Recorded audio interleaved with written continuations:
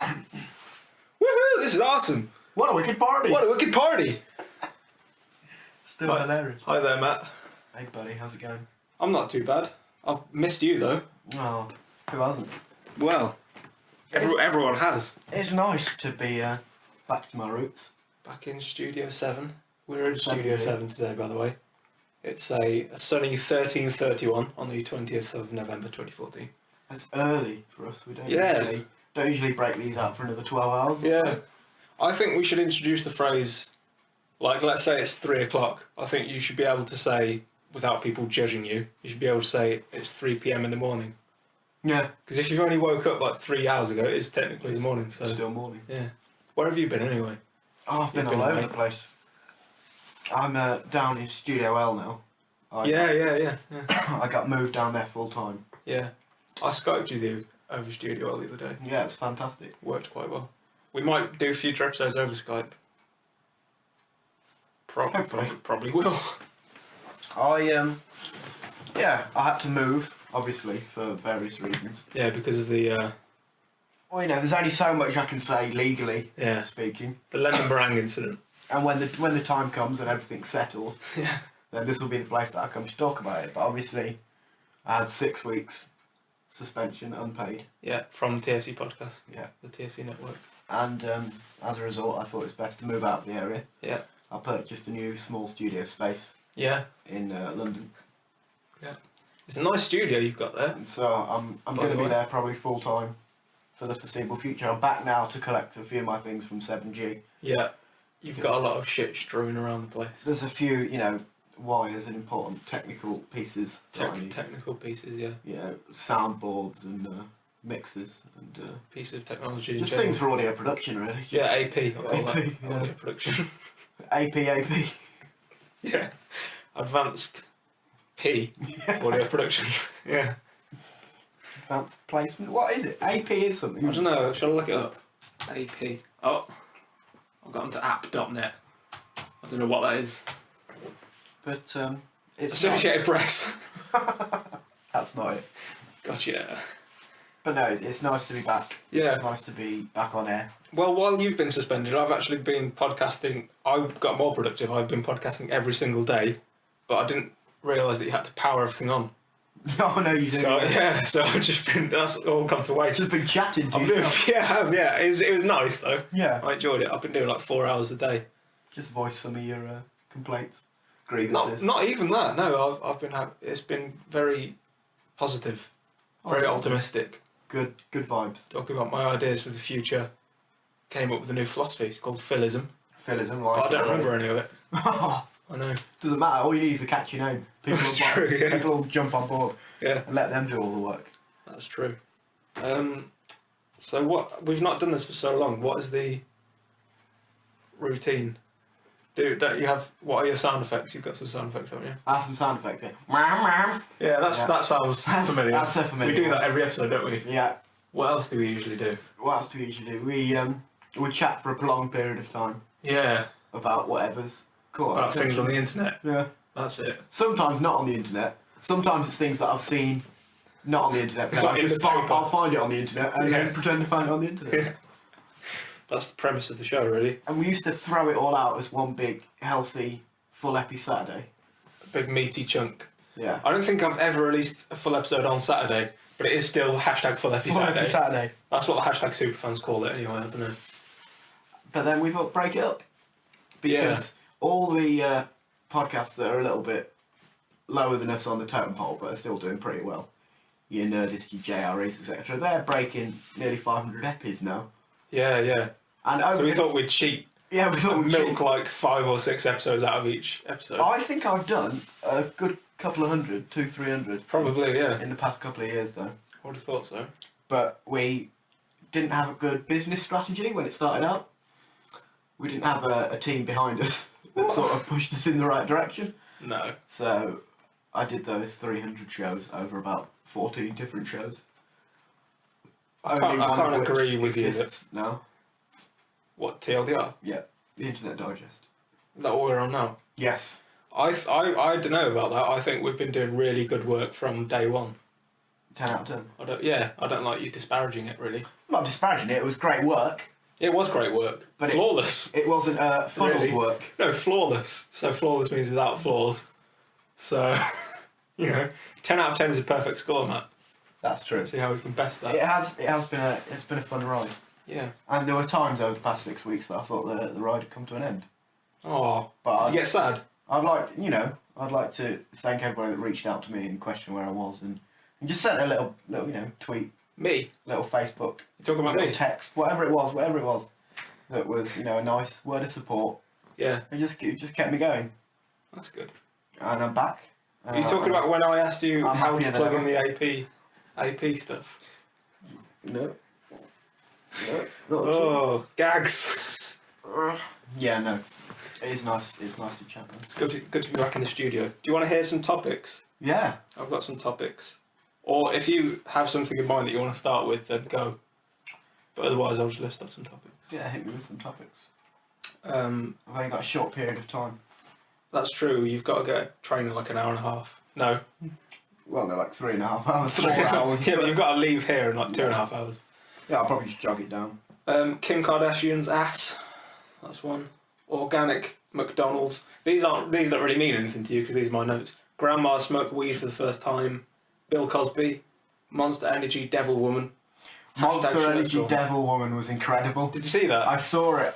It was Do you unbelievable. want to talk about that? It was unbelievable. Shall I play it or Play it. You have to play it because this woman she's not even off her mind because she's not rambling or screaming at the camera. She's just very wrong. calmly just going, and of course, Monster Energy drink is Satan in drink. And it's not believable at all, but I love it.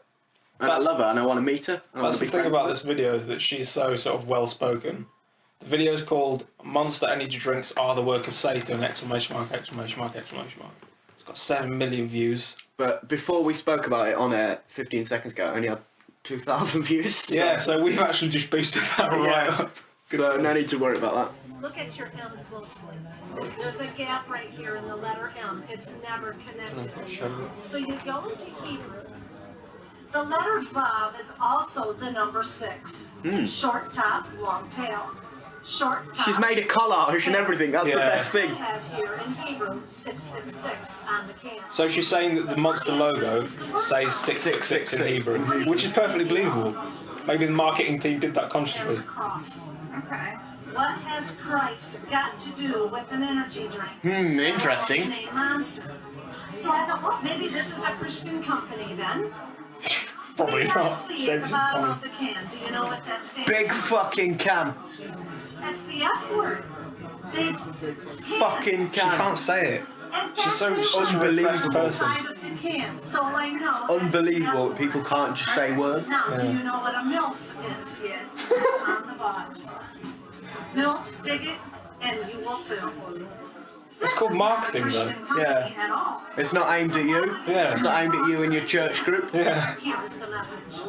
Antichrist. 666 in Hebrew. And then the Bible talks about the beast. In Revelation. Who's the beast? Monster's dad. Saturn. Oh, okay. This is Or Santa or something. You see these M's everywhere. Hats, t-shirts, bumper stickers. Tattoos. Yeah. That's People who get pathetic. tattoos. So stupid. You fucking retard. So can Satan. And look at it this way. Even if the M was not the issue, you cannot deny that that is a cross. You can deny it. It doesn't really look like a cross. That's the When the thing. cross goes upside down. To be honest, when I first saw that, I was like, whoa! That's the best bit. That was like the Shyamalan twist. This is how clever Satan is and how he gets into the Christian home and a Christian's life and it breaks God's heart. Jesus said, my people perish for lack of knowledge. I want to know the context behind this. What? Yeah, where is she? Where is she? What's she doing? Yeah, What's she that's a just good rocked point. up with a collage and empty can of Monster? Yeah. And he's just going, oh, it's the drink of Satan. And where it is she at that this YouTube user 5'7" Wheezy would go there? He's like someone looks like he's in his early 20s. It's interesting. Yeah. But that's the thing about it is, of course, it's not believable. It's not true. It's all bullshit. But it's handled in a very calm manner. You see Yeah, a lot of she's people just going, Albert, God is gonna cry down on you with rage. Yeah. But it's like, well, that's just stupid, and you make yourself look a twat. I think the thing is, I think that a lot of her points are like valid in the sense that I'm sure the marketing team probably did get together and say like, oh, let's write 666 on the can, let's write MILF and BFC and stuff like that. But Yeah. that's not. She's just assuming that her value system is shared by everyone. Everybody. And that's, you can see that in the way that she uses the word Christian as a synonym for just good person. Yeah. Which it absolutely isn't at all. Like, there are good Christians, there are bad Christians. Yeah. It's not really got much to do with, you know, how good you are as a person. But that's the point of marketing. That's just clever marketing. It has nothing to do with religion or really morals or ethics or anything like that. It's just a bold way of grabbing attention. Yeah. It stands out from the rest of the energy drink market. Yeah. I remember when we were at college, I knew this guy, I'll just say his name, Zach. Did you know Zach? Yeah. He was like a big skater. But yeah, he was. We had no common interests, so I didn't really know him, but I Yeah. love him. He was in my first year philosophy class, which, by the way, almost everyone who takes philosophy is fucking so dumb. So stupid. Just not really interested in philosophy at all. Yeah. No one in that class was interested in philosophy whatsoever. But anyway, it was like his thing that he would drink loads of Monster, and he would bring like 3 cans in and then say to everyone, "Oh God, me and my Monster, eh, guys? Oh, you probably all think, look at crazy Zach over there with his Monster. Oh, 2, right? God, I'll tell you what." And it's just like, the marketing has worked perfectly on you. That's all that's happening there. Yeah. Relentless was another one. That was the energy drink for people who like to listen to Metallica. Yeah. And it's like, why are you buying the one that's aimed at your demographic? It makes no sense. It's such a transparent. It's like so clearly aimed specifically at you, and you're basically saying, yes, I am reducible to this like very bland stereotype. Boring. But it works. It's good marketing. It's great business. They Yeah. have more money Yeah, than I'll ever see. that's true. They're Yeah, doing incredibly well. But I hate that form of marketing in that overly friendly, whether it's in your face MILFs and, oh, we're going to put swear words on, Yeah. or whether it's like an innocent smoothie where it's like, it's full of, like, it's like a picture of a grape going, it's full of oh, grapey goodness. It's like, Yeah. just tell me what's in it and I'll drink it or I won't drink it, or Yeah. I'll eat it or I won't eat it. Don't put little gags on it. None of that. I don't want any of that sort of friendly marketing. that's the thing about marketing is that like, oops, I just knocked the microphone. I think that It's the devil. what marketing is the devil. Yeah, Marketing It and is. advertising. I think that marketing, like, in and of itself is fine, because if you've got a product that you want people to know about it, or a piece of art, or a project, or whatever, and you want people to know about it, there's nothing wrong with saying, hey, look, I've got this thing, look at it, buy it if you want to buy it.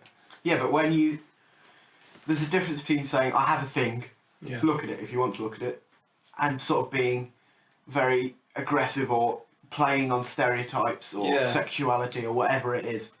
This is what I think is that, like, most marketing isn't that, like, oh, here's a leaflet, like, Yeah, here's no, an it's not informational leaflet. Most marketing is like using all these well-established psychological methods of basically hypnotising you to thinking that it was your idea to buy a fucking Monster, but it wasn't your idea. Well, you were there's just that- told to buy it and you did.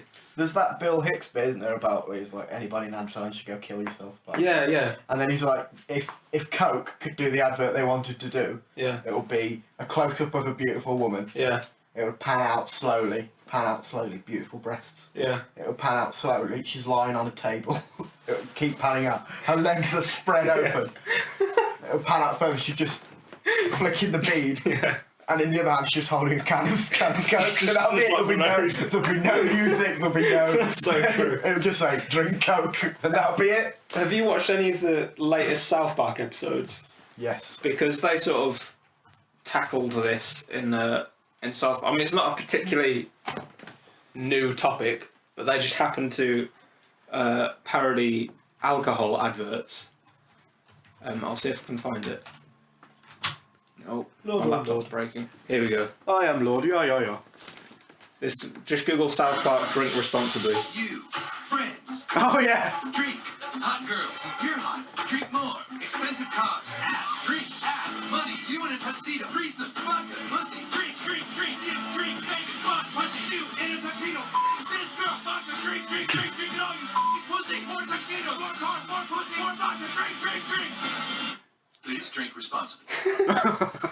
It's true. It's so true. It's like, that's exactly what advertising it can be reduced to, is just like, they're just basically shouting various words at you that they know will incense some sort of emotion in you that will make you want to buy their product.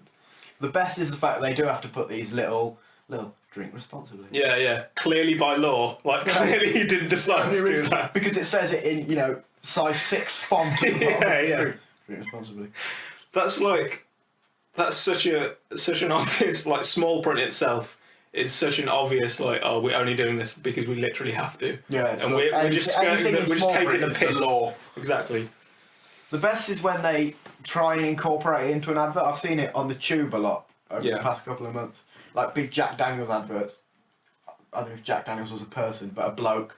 They were doing him. They had Frank Sinatra a month, whatever it was. Yeah. And they were basically like, these guys drank loads and loads and loads. And yeah, they were cool, but it doesn't work for everybody. So, take a shot in his memory, but don't have too many, It's like, maybe it could be Frank Sinatra, but... It's so insidious, though, because it's saying, like, look, here's the icon of, like, someone who uses alcohol to completely enjoy themselves to excess, and it went really well for them. This could be you. Could be you, yeah. But it won't be, so don't. But it could be, so try it. And it's like... But the lottery's the same, but we don't have to put any... We don't have to say gamble responsibly, but that's gambling. All lottery adverts, all those like national postcode lottery adverts. Yeah. It's all like, I'm from Aberystwyth and I've never won anything in my life and now I've got £66,000. Thank you, National Lottery. If you don't play, there's a programme on national primetime television on a Saturday called In It to Win It. You have to be in it to win it. Well, if you've not played, you could win £1 million quid. You probably won't, but you could. But so you definitely won't if you don't give me money. If you don't at least try, it's like, well, fuck you. That's worse. That's worse. Yeah, it is. What I always think with the lottery is, like, to say you've got to be in it to win it, that is true technically, but being in it doesn't mean buying a lottery ticket. Being in it means, like, working really hard at a skill that you can, like, one day make money off. It's not like, oh, I'm going to buy a scratch card, I'm doing my bit to secure my future. But why do we have to put, like, drink responsibly? We're not allowed to advertise smoking at all. Yeah. No drugs, none of that. If you go to a casino, there's leaflets like, gamble responsibly. You don't talk to anybody, blah, blah, blah. You have to really find out these leaflets, to be honest. Yeah, you've got to dig for them a little bit. And on, like, William Hill betting sites online, whatever, there's, a little section that says, don't bet too much. Probably don't sell your house. Don't put yourself in debt, but if you do, there's nothing we can do about it because we put it there. But the lottery, you don't have any of that. You have Nick Knowles in a tuxedo playing a quiz show, and then we do the lottery. Nobody says, oh, don't buy 28 million lottery tickets. Isn't there any of that in the lottery? I've never watched... Like, I've watched it when I've been around people's houses and stuff like that. I don't buy into the lottery. Because nobody watches the lottery because it's boring. Yeah. It's incredibly boring, especially now. Maybe 20 years ago, balls come out, 6. Yeah. But it goes on for more than 25 seconds, so it's tedious. Yeah. So they have to make whole quiz shows around it, and you have Dale Winton coming out going, ooh. Right. And, that's entertaining in of itself. So I watch the quiz shows, but it's always like, now we'll cut to a lottery, and they do the draw. And they go, we're going to make 20 millionaires tonight. Yeah. Brilliant. It's a rollover from last week, £108 trillion. Yeah. It's coming to you. And they'll point to the camera. And you go, oh, yeah. And they'll go, best of luck, like they're talking literally at you. Yeah. It's so fucking... Hope it comes out for you. For me or the other 6 million people who are watching. It's so soulless and fake and insidious. Awful. And the thing is, with that, like, guess what the outcome is going to be? Someone's going to win loads of money. Always. That's always... Yeah. It's never going to be like, oh, well, you all tried, but you all failed this time. It's like... Yeah, exactly. Yeah, someone's going to win the lottery. That's the point of the lottery. At the end, somebody's going to win. Yeah. So that makes you feel more like... I mean, the lottery really is just a scam. It's like a very meticulously thought out it's a very clever scam. But it's legal because they give to charity. They've added a new layer to it. With that charitable side of it. Yeah, exactly. And the National Lottery charity is, we're doing this. We've opened up a youth centre in Barnet. And it's like, we really that's care. Great. Oh, I haven't lost, but my £1 ticket, that's gone to some impoverished kids who now can play cricket. No, it hasn't. They wouldn't spend any amount of money other than the minutest % of profit on charity. So they can say, oh, look. So even if you lose, you don't go, fuck it, I'm never playing again. Yeah. You go, oh, well, at least it's gone to a good cause. No, it hasn't. It's lining pockets. It's just gone to a good cause. Charity in general is another thing that I just don't believe in at all, because it's terrible. It's the like worst thing. so blatantly a pre-packaged feel good about yourself thing. It's like you can just lead a kind, nice life and be a nice person. You don't have to pay money to like feel as though you've done that every week. Thing about charity as well, that a vast majority, I've got no stats to back that up at all, but a good percentage of charities give away a very small percentage of the donations they receive to their actual cause. Most of it will go to marketing and... Yeah, marketing, getting television adverts, getting a celebrity to go off to Sierra Leone and go, Yeah. oh, Ebola. Just getting more money. Most of it, it's a money factory. Exactly. And that's the thing about charity, is that it's predicated entirely on money, which is based on the idea that you can just solve the world's problems with money, which obviously isn't true. Yeah, no, it's not true. Clearly, capitalism isn't going to like cure disease and poverty. Capitalism is the cause of poverty, so just funneling more money into capitalism isn't going to help anything. If it's like my chief mentor, really, John Lennon. It's like he said, the revolution begins in the mind. Oh, clever. And I think, I've come to embody John Lennon in a lot of ways, and I think a lot of people think that of me. I'm trying to find out which charity gives the least, if that makes sense, but I'm not sure how to Google that. I was watching a Joe Rogan podcast on YouTube the other day, and they found out, they looked it up, and I can't remember exactly, but it gives you percentages of all these charities and what percentage actually goes to aid, and one of them was 0.00%. That's unbelievable. And I was thinking, is that actually legal, or is this misinformation? It's just ridiculous. It's like how... Well, I mean, for the most part, for anybody that gives to charity, you'd like to think... You don't look into it, but you'd think a good, huge chunk of that goes to charity. Yeah. If not 100%. Everybody, it's a sort of ideology, you go, I want all my donations to go to that. Yeah. And unless it's being funded from elsewhere, you've got to pay admin costs, you've got to... Yeah, of course, yeah. But, 3/4 upwards, please. Yeah, there is a reality, sure, that not all of it can go there and they need to maintain themselves as a business. But just to say, none of your money is actually going to aid. I just really like money, so I'm just going to keep all of that. It's just evil. It's just so evil.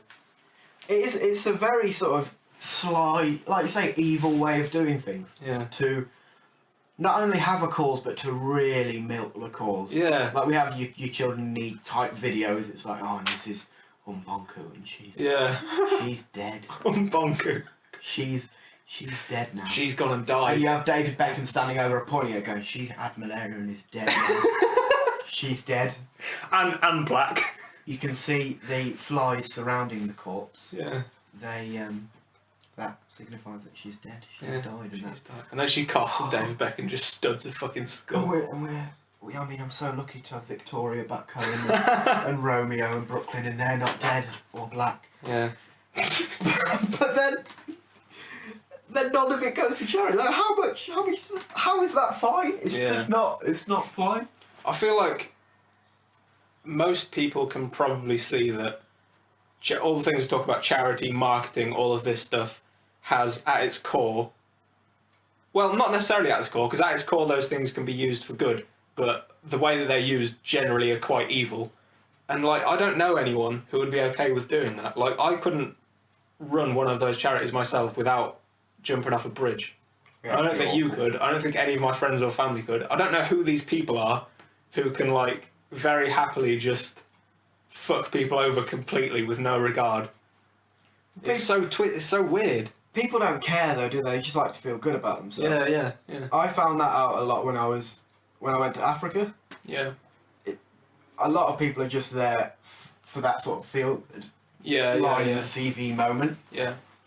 And, to a certain extent, I probably was. I don't know. I wanted something to do of interest. Yeah. I didn't have a massive passion for aid. I'm going to be honest with you. Well, but when you came back, you were very honest about your intentions, and I feel like there are a lot of people, not in a bad way. You weren't just pissed off for a while. You were part of it was aid, and part of it was just doing something new. Just wanted to do a new experience. But a lot of people who do that sort of thing just completely lie and just say, "Oh, I really, really care about the blacks." It's what are you fucking talking about? You don't at all. and it sort of hinders a lot of development. That sort of travel, tourism, that sort of, I don't know what it's called, aid tourism, I suppose it's called. Yeah. Where people just go over for the sake of going over to make themselves feel good. Yeah. Because you gain nothing because there's no long-term infrastructures there. Because people don't want to stay for years and years and years on end. Yeah. People just want to get in, get out, get a few good photos, and then leave. Yeah. People don't want to. I mean, it is scary to stop and think about things in that, because we live in such a really fast world where everything is pre-packaged and everything is like, there's no faith in anything. There's no spirituality. There's no answers. And like the core spiritual idea of our generation is there are no answers. There are never going to be any answers. Everything's cold and dark and dead, and you're going to die, and everything's meaningless. So of course people don't want to stop and think, because if people stopped and think, they'd just have fucking panic attacks. Depressed. Yeah. So people want to do things that consist only of motion. Like people want momentum. They don't want the thought that comes before momentum. So you have all these products of just pure momentum, which are basically just thoughtless acts that people haven't thought about. Like charity, the proper way to do that would be a paradigm shift of our ideology. Like we'd like become better, nicer people, and if everyone in the world was better and nicer, then these problems wouldn't arise so readily. Yeah. But we don't want to stop and consider ourselves like that, because it's scary to do so, and we can't. Most of us have jobs, so we can't deal with like 4 months of anxiety-ridden soul searching, which is what it takes. Yeah. I mean, that's in like all mythology and ritual is about this transformation from being a child to a mature person, and it all contains something that is analogous to the birth, which is trauma. Like every story ever told about someone becoming a mature person involves like being burnt badly and slaying a dragon or whatever. Yeah. It's all a metaphor for saying these are people who lived like hundreds of thousands of years ago who have said, listen, we've been around for like 100 generations, and we can tell you that in order to become a mature person, you're going to have a period in your life where it's just horrible and going to just be really bad and horrible. And no one wants that, so no one's matured in this society. We've got a society full of people who are like 70 years old who have never really been through the trauma necessary to become a mature person.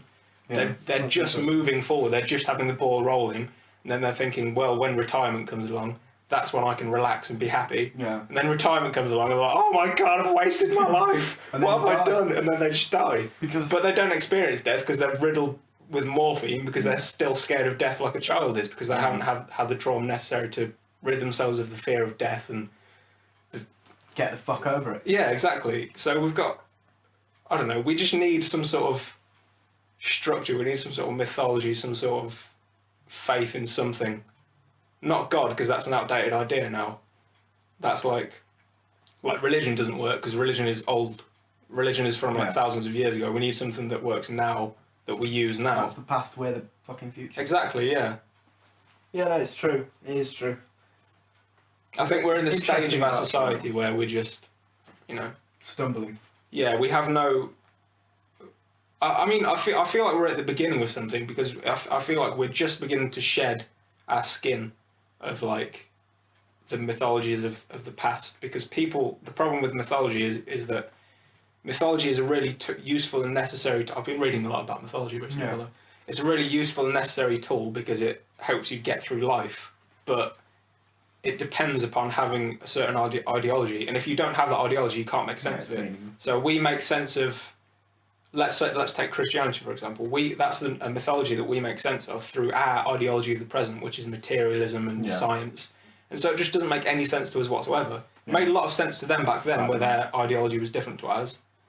But I think first of all we need to recognise that we are living within an ideology, which is materialism, science, all of this stuff. And of course anyone who points out that the ideology you're living in is an ideology is considered an idiot and ostracised. Yeah, but I mean, I don't feel like we're in a point anymore where people are going to get hanged for saying things like that, so whatever. No.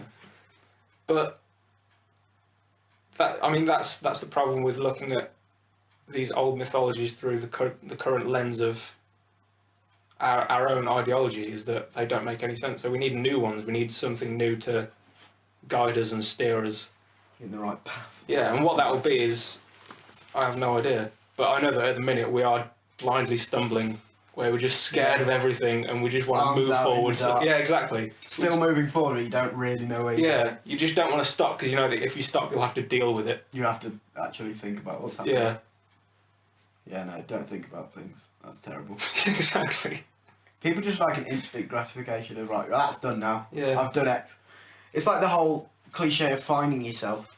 You get that a lot with people who just like, well, I want to do something and then say I've done it and then move on. Exactly.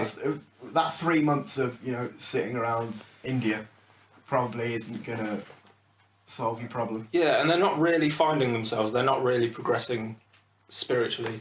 No. Maybe they are. That's just a doing really something way of different. It's a saying new it. experience, but just because it's a new experience doesn't mean that you've necessarily changed as a person, that you've found who you really are, what you want to be, any of that. Because doubt and worry and not regret as such, maybe regret, is something that will be there forever. Yeah.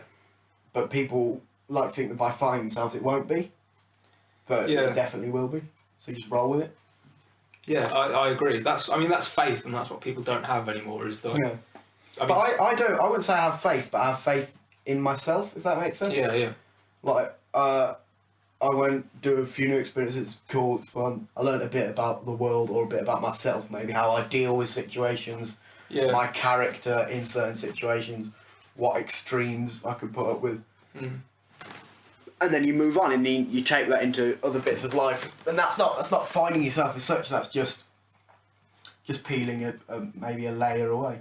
Yeah. And just saying, I can do X, I can do. Why do people run marathons? Why do people push themselves? Why do people do anything? Yeah. Just to see if they can. Yeah. And I can do some things, can't do other things. Can't run a marathon, but I'm good. You could if you conditioned yourself. Yeah, but I don't want to. That's true. That would take loads of effort. Yeah. I haven't got time for that. I'm currently finding myself at the minute. So Yeah. I'm in a very important stage in my life. So it's very important to me not to do any running. It's part of my religion that I have to just sit about all day and smoke mad weed. Yeah, that's the thing as well. People like to think about our age. They've gone, right, early 20s now. I've done it. Yeah. I had 18, 19, 20. I was, what an idiot. I didn't know what was going on, but I'm settled now. Yeah. But everybody that you hear talking about their childhood or their past, not even childhood, like their early adult formative years, at like 30, 40, 50, 60, go, God, if I could talk to myself then, if I could just look back and go, dude, you haven't got a clue. You haven't got a clue. So just roll with it. Don't think you've achieved what you haven't achieved. Don't feel like you have to achieve something. Just be happy in the fact that whether you're moving or you're not moving, or whether you're doing whatever you're doing, just have fun with it. Exactly. Yeah, I really strongly agree with that sentiment, because I used the analogy earlier of like people waiting for their retirement, but that's a perfect summary of this flawed way of thinking that a lot of us have, which is that it's delayed gratification. It's the idea that once I do this, then I'll be worthy of loving myself and having self-compassion and self-respect. But before then, I must just keep moving and whatever. But really, just sitting here and talking now, this is really great. Yeah, so exactly. So how is it that we didn't pay for this? So clearly, the idea that you have to pay for every nice thing that you get, clearly that isn't true. And we all know that isn't true because we were all children once, and we all. Well, money's not real when you're a kid. Money's something that other people have. You don't have it. You don't care about it. You don't really worry about it. Sometimes things are there that you're interested in. Sometimes things you want aren't there that you're interested in. Yeah. And you sort of deal with it. Yeah. But just because then suddenly we have a little bit of money, it sort of corrupts the mind a little bit. Yeah. And you just go, it's very important that I need this or I need to do that, or I don't care. I'm not saying that like money is a bad thing and work is a bad thing at all. I'm saying that working for no reason comes from this flawed way of thinking. What's the word? Fallacy, that's what I'm looking for. Working for no reason comes from this fallacy that you're sort of owed something if you do the work. But that's not really how it works. That's a corrupted way of looking at the truth of that matter, which is that if you work towards something that you really love, then you'll really enjoy it. Yeah. And people see that and see that that's true, and then think, okay, so I'll enjoy the fruit of my work no matter what. But that's not true, because what if if you dedicate yourself entirely to being a fucking receptionist at some law firm that you don't care about, and if that's the entirety of your being, and you dedicate yourself fully to that, you're not going to enjoy it because you don't enjoy it. You know that you don't enjoy it, so why do you think that you will? You won't. Find what you do enjoy and work hard for that instead. Monster energy drinks. Monster energy drink. Somebody really likes energy drinks and they work really hard.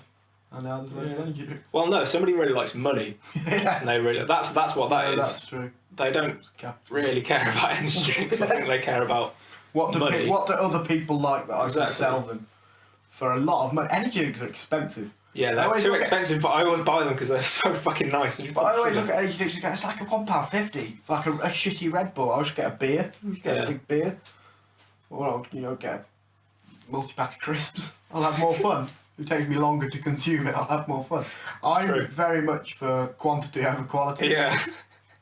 If I can anything you can get in bulk. Yeah. What's this? 35 crumpets for £1? Yeah. Well, I had 2 crumpets this morning with jam on, so thank you. Oh, with jam on, interesting. Yeah, well, there are only 3 left, so I thought. So you only had 2. Yeah. Well, I didn't want 3. I didn't really want 1 either, but I thought there were only 3 left. and I don't want them to rot. Yeah, mine were going out of date before I came back to Nunny. And I had 6 left, so I just ate them in a day. Just all of them? Just ate them. Good for you. You got your starching for the day. Part of your food pyramid. Good fuck. Good for you, well done. I think that's... Have you got anything else to say about Monster Energy Drink is Satan. It's not Satan, but I don't like it.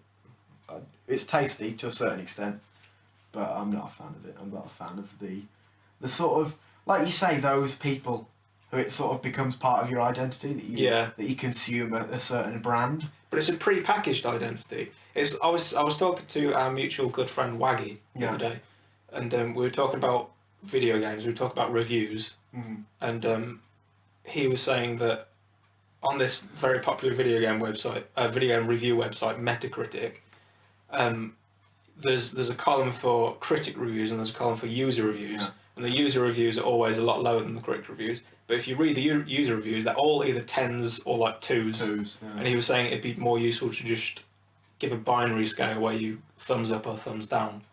And that got me thinking about reviews in general. And I mean, there's no point really in having a review for like a game or a movie anymore, because you can just go on YouTube and watch the trailer or watch a video of someone playing it. Yeah. You don't need that review to make an informed purchase. So the only point of a review is that it's a pre-packaged opinion. People hang their hat on it. It's easier than forming your own opinion. Yeah, you can just say, right, I'll have that. I thought this game was a solid 7, really. You didn't think that. You read that. You didn't come to that by yourself. It's much easier. It's laziness is what it is really at the end. Yeah. It's much easier to just hang your hat on some bloke or some reviewer, whoever it may be. Yeah. And go, well, I sort of vaguely trust him to a certain extent. I just agree with what he says. Yeah. And, it's useful. Like, it is useful. But I also think... I always wonder how differently I would view things if I went into it without any idea of what it was. Does that make sense? Like I films agree, or TV shows. Yeah, my opinion is so informed by, like, just the buzz on the internet. Yeah. Like a Breaking Bad or a Game of Thrones. Like, I've not watched Game of Thrones, but everyone I've ever met has said it's brilliant and amazing. Yeah. And there's no nuance whatsoever. Everything is either literally Hitler or like the cure for cancer. There's no nuance. There's no middle ground. Breaking Bad is a 10. Walking Dead is a 10. Yeah. Orange is the New Black is a 10. Season 2 is a 1. Yeah. Like there's no middle ground at all. Everyone just wants these pre-packaged, easy opinions that you can just grab immediately. Characters. Yeah, and that's what Monster is, and Rockstar and Relentless. Rockstar to a lesser extent because it's got a bit of a blurred identity because no one really identifies themselves as a rockstar anymore in this day and age. It's a bit outdated. But a lot of people identify themselves as... I mean, Relentless is even a tad outdated. Monster is pretty on the ball though with like extreme sports and stuff like that. But Red Bull has made a whole, billions and billions and billions of dollars from a drink. Yeah. They have the X Games, they sponsor things, they did the Culture Clash, which is like a music event at Earl's Court recently. They have their drinks, they sponsor Formula 1 cars, they're everywhere. Yeah. And people get these logos tattooed on themselves, which is unbelievable. A clear way of seeing that marketing works. Yeah, not only marketing works, but people take these identities and just use it and just wear them like masks. Yeah. People just saying, yeah, I'll be that. People seem to like that, so I'll be that. Yeah. Without any regard for what they actually want. That little tagline. Yeah. I mean, I'm not, again, this is generalising. Maybe there's someone out there who genuinely gets their joy and bliss from Monster Energy drink. But I think most of the people who wear the hats and wear the t-shirts and wear the tattoos, just doing it because they want to be perceived that way. And is that okay? Yeah, probably. I mean, it's fine because it's not wrong with it, but maybe it's ultimately damaging to society, but it's not immediately hurting anyone, so it's sort of fine. But for the individual, it's not fine. It's bad for your mental health to do that, to not consider yourself, to not have any self-respect or any self-identity, and it takes work to develop that. But it's work worth doing because it takes much more work after the fact to not do it. Like, these are things that are, like, finding yourself and stopping to consider the universe and stuff like that. These are all things that are admittedly very difficult to do and induce a lot of trauma. But it's even way more difficult to not do it. But it'll just be difficult later in life. It'll be like a midlife crisis or whatever it happens to be. Everyone with a monster tattoo is going to have a massive midlife crisis. Every one of them. Tattoo. You can't get rid of a tattoo. That's the thing. Yeah. Even if you laser it off, you've got like it looks like you've had a tattoo lasered off your arm. Yeah. I can't get my head around it. It's unbelievable. Anyway, Monster done. Done. Tick. Monster is the drink of Satan. Yeah. It's a hilarious video though. Yeah, it's a good video. Watch it. It's funny. Yeah, it's well funny. Right, let's move on to something else. What do you want to move on to? I'm going to do some like Brahmic yoga exercise. Oh yeah. What's that one called? The leg slightly bent when it's supposed to be straight, a little bit up in the air. Have you heard about the hoverboard? I heard somebody rode one. Tony Hawk. Yes. Didn't Tony Hawk? I saw the little title and thought, wow, that's cool. Tony Hawk, probably about 85. He's 46, I think. Still gets to do cool shit because he was Tony Hawk. Yeah. The thing is, there were two videos of Tony Hawk riding a hoverboard. There was one that was fake, where some company just basically hired a load of celebrities and said, stand on this and we'll put wires on you and pretend it's hoverboard and we'll get loads of money because it'll go viral. And loads of people did it. But then a company called Hendo brought out an actual hoverboard on Kickstarter. And like all Kickstarters, it's basically people who are already clearly very wealthy saying, give us loads of money to make this thing. It's lazy, isn't it, Kickstarter? It's really fucking lazy. It's just, we don't want to spend any of our own money. Yeah. I don't know, it's fine, but... Kickstarter is fun, but you get the people who are incredibly rich Yeah. saying, oh, I want to do this and I'm famous so I'll get loads of attention to it. Yeah. And you get people who just want to skip that period of time where you have to put in a lot of work. And a lot of exactly. effort. I was listening to Scroobius Pip as a podcast now. Yeah. And he had Sage Francis on, who's like an independent American like hip hop artist. Yeah. He was talking about Kickstarter and how, I suppose because he was around like in the scene, as it were, before any of that existed. Back when I was big. Before the internet, he was talking about how when he first got the internet, people would print off a list of things that he was selling, circle it, and send him $10 in the post. Wow. And he'll send it back. He's like, no one would ever do that now. People are wary enough to put credit card details in. Also, that's too much effort for most people. Far too much effort. But he's saying, like, Kickstarter, he had to work to independently release an album. He had to earn money. He had to work at a shop for 5 years to save up to get the space. And he said that was a huge part in making him the artist he is and whatever, and the experiences. And the sort of grind, as it were, but it's much, much easier to just go on Kickstarter. And if you have a little fan following, he's already had a reasonable fan following, but you're not going to ask them for money. Yeah. Just be like, well, we want $2,000 to do this, we want 20 grand to do this, we want $2 million to do this. I mean, what I will say for Kickstarter though, I'm not quite that down on it, because if I had a project, like an art project or something that I wanted to make money off, or whatever, or make it available, I would much prefer, if it was between ad revenue and Kickstarter, I would much prefer Kickstarter. Because ad revenue is money that comes from marketing, which, as we've discussed, is evil, just blood money. To be fair, he wasn't fully down with it. He said, I've seen some incredible things on there. Yeah. But it's just an interesting take on it that I hadn't thought about before, really. Yeah, I've never really thought of it sort that way. Just skips a stage that for however many years of people producing material, art of any kind, Yeah.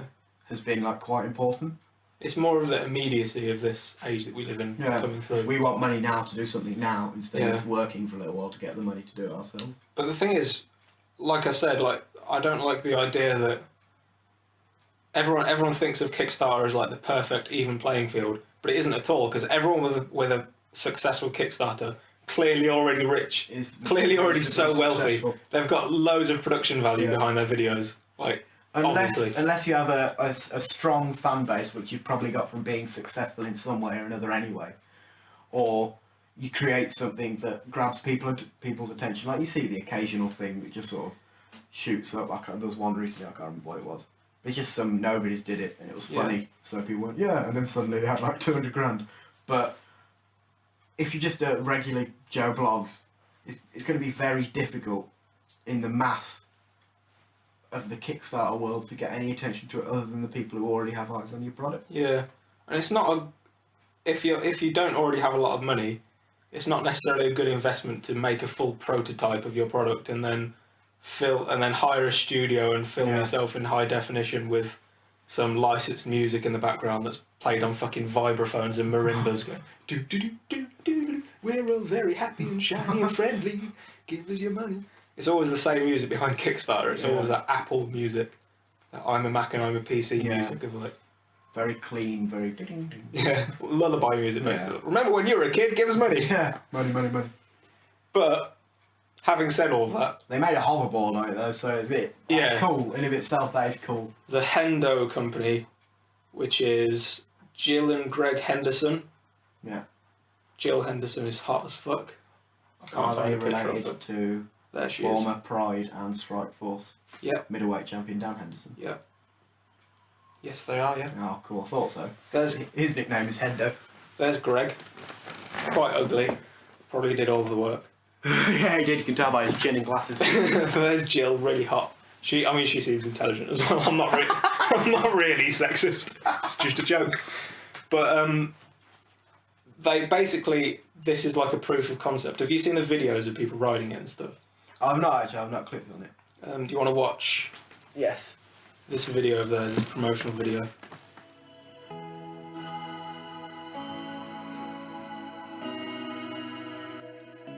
I mean, this would have cost hundreds of thousands of dollars to make. That's what I'm saying. But they've made nearly 500 grand, so that's fine. Yeah. They've almost doubled their goal, in fact. This is a kid gluing a Superman toy to a little tech deck skateboard that he's taking the wheels off.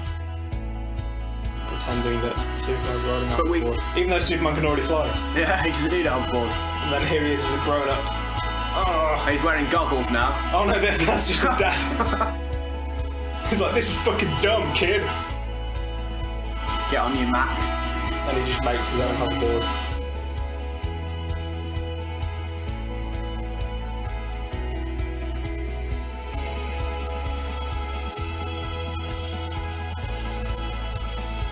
We're seeing like a mini version of the hoverboard floating around. And then unveil the actual thing, which is really chunky, it's really beefy, isn't it? Yeah, and it only hovers like an inch off the ground.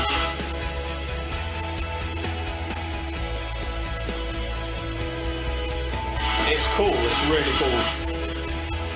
Yeah, it's cool as fuck.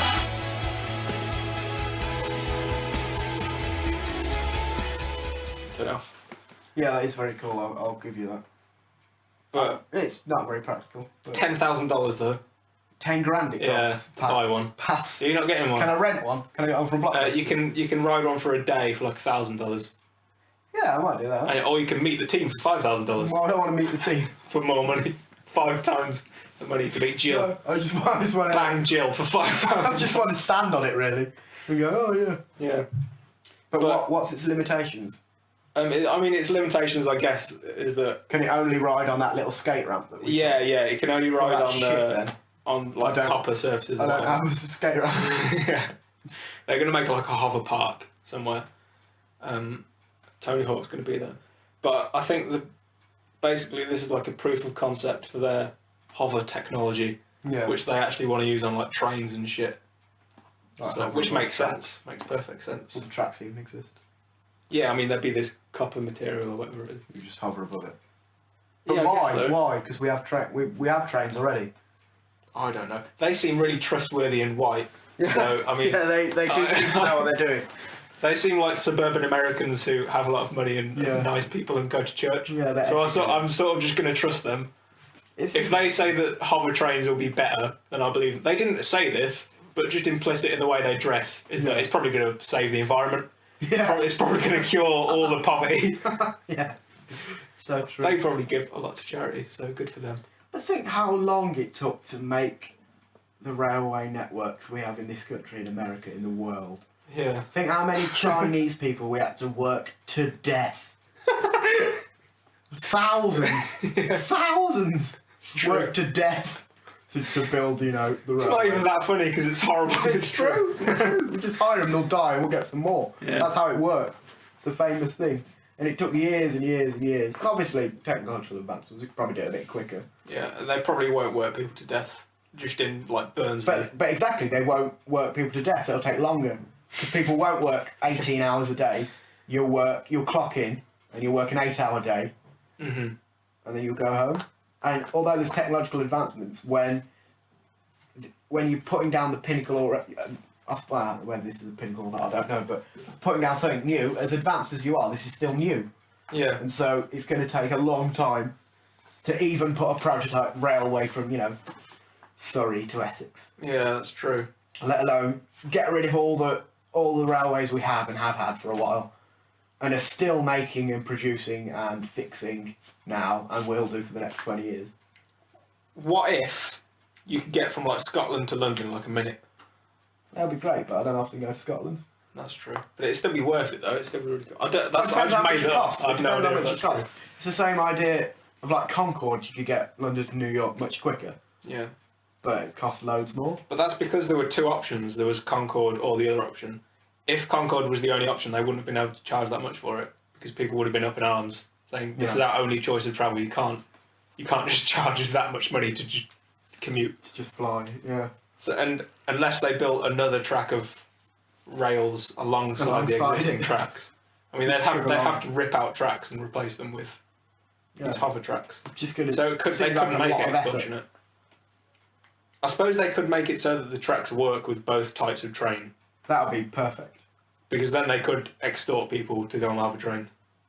Yeah, you could. They could say, you can have the normal train or you can have the really quick hover train for rich white people. Which is basically what happens now.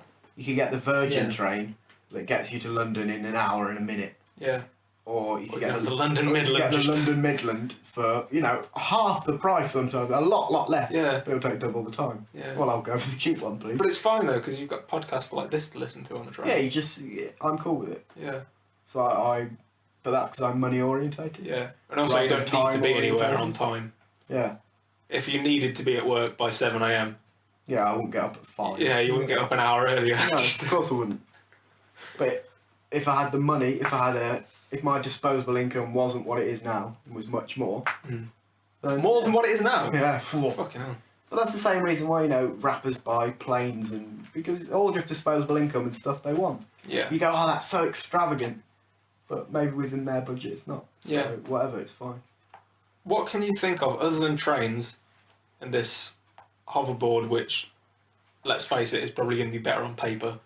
What other applications can you think of for hover technology? Mail delivery, Yeah, any form of delivery. yeah. I was just thinking that as well. Yeah, fast food, stuff like that. Fast food, like throwing a burger along it. Yeah, that'd be cool. But they already give you the burger. Yeah, It's already as it'd be immediate a as good it can gimmick, though, possibly wouldn't be. it? Like a sushi, like carousel. Yeah. Just all the sushi float. You just grab it. Yeah, That look cool as shit. yeah. I don't know if this has much application beyond gimmickry, but just the way they said it. Surfing, mid-air surfing. Hoverboard, same as exactly a hoverboard. Yeah, but on water, it's cool. Oh, you want to do it on water, like on Back to the Future 2? Yeah, maybe. And then Biff is like, oh, you can't use the hoverboard on water, idiot. And he's already on the water, and he's like, oh no. Oh. And his battery dies. Does he fall in the water? Yeah, I think so. Fucking Biff. No, Marty falls in the water, Biff's alright. Fucking Biff. Yeah. Useless. Yeah. No, hoverboards would be cool, but I feel like I don't need them. I feel like it's not something my life is screaming for.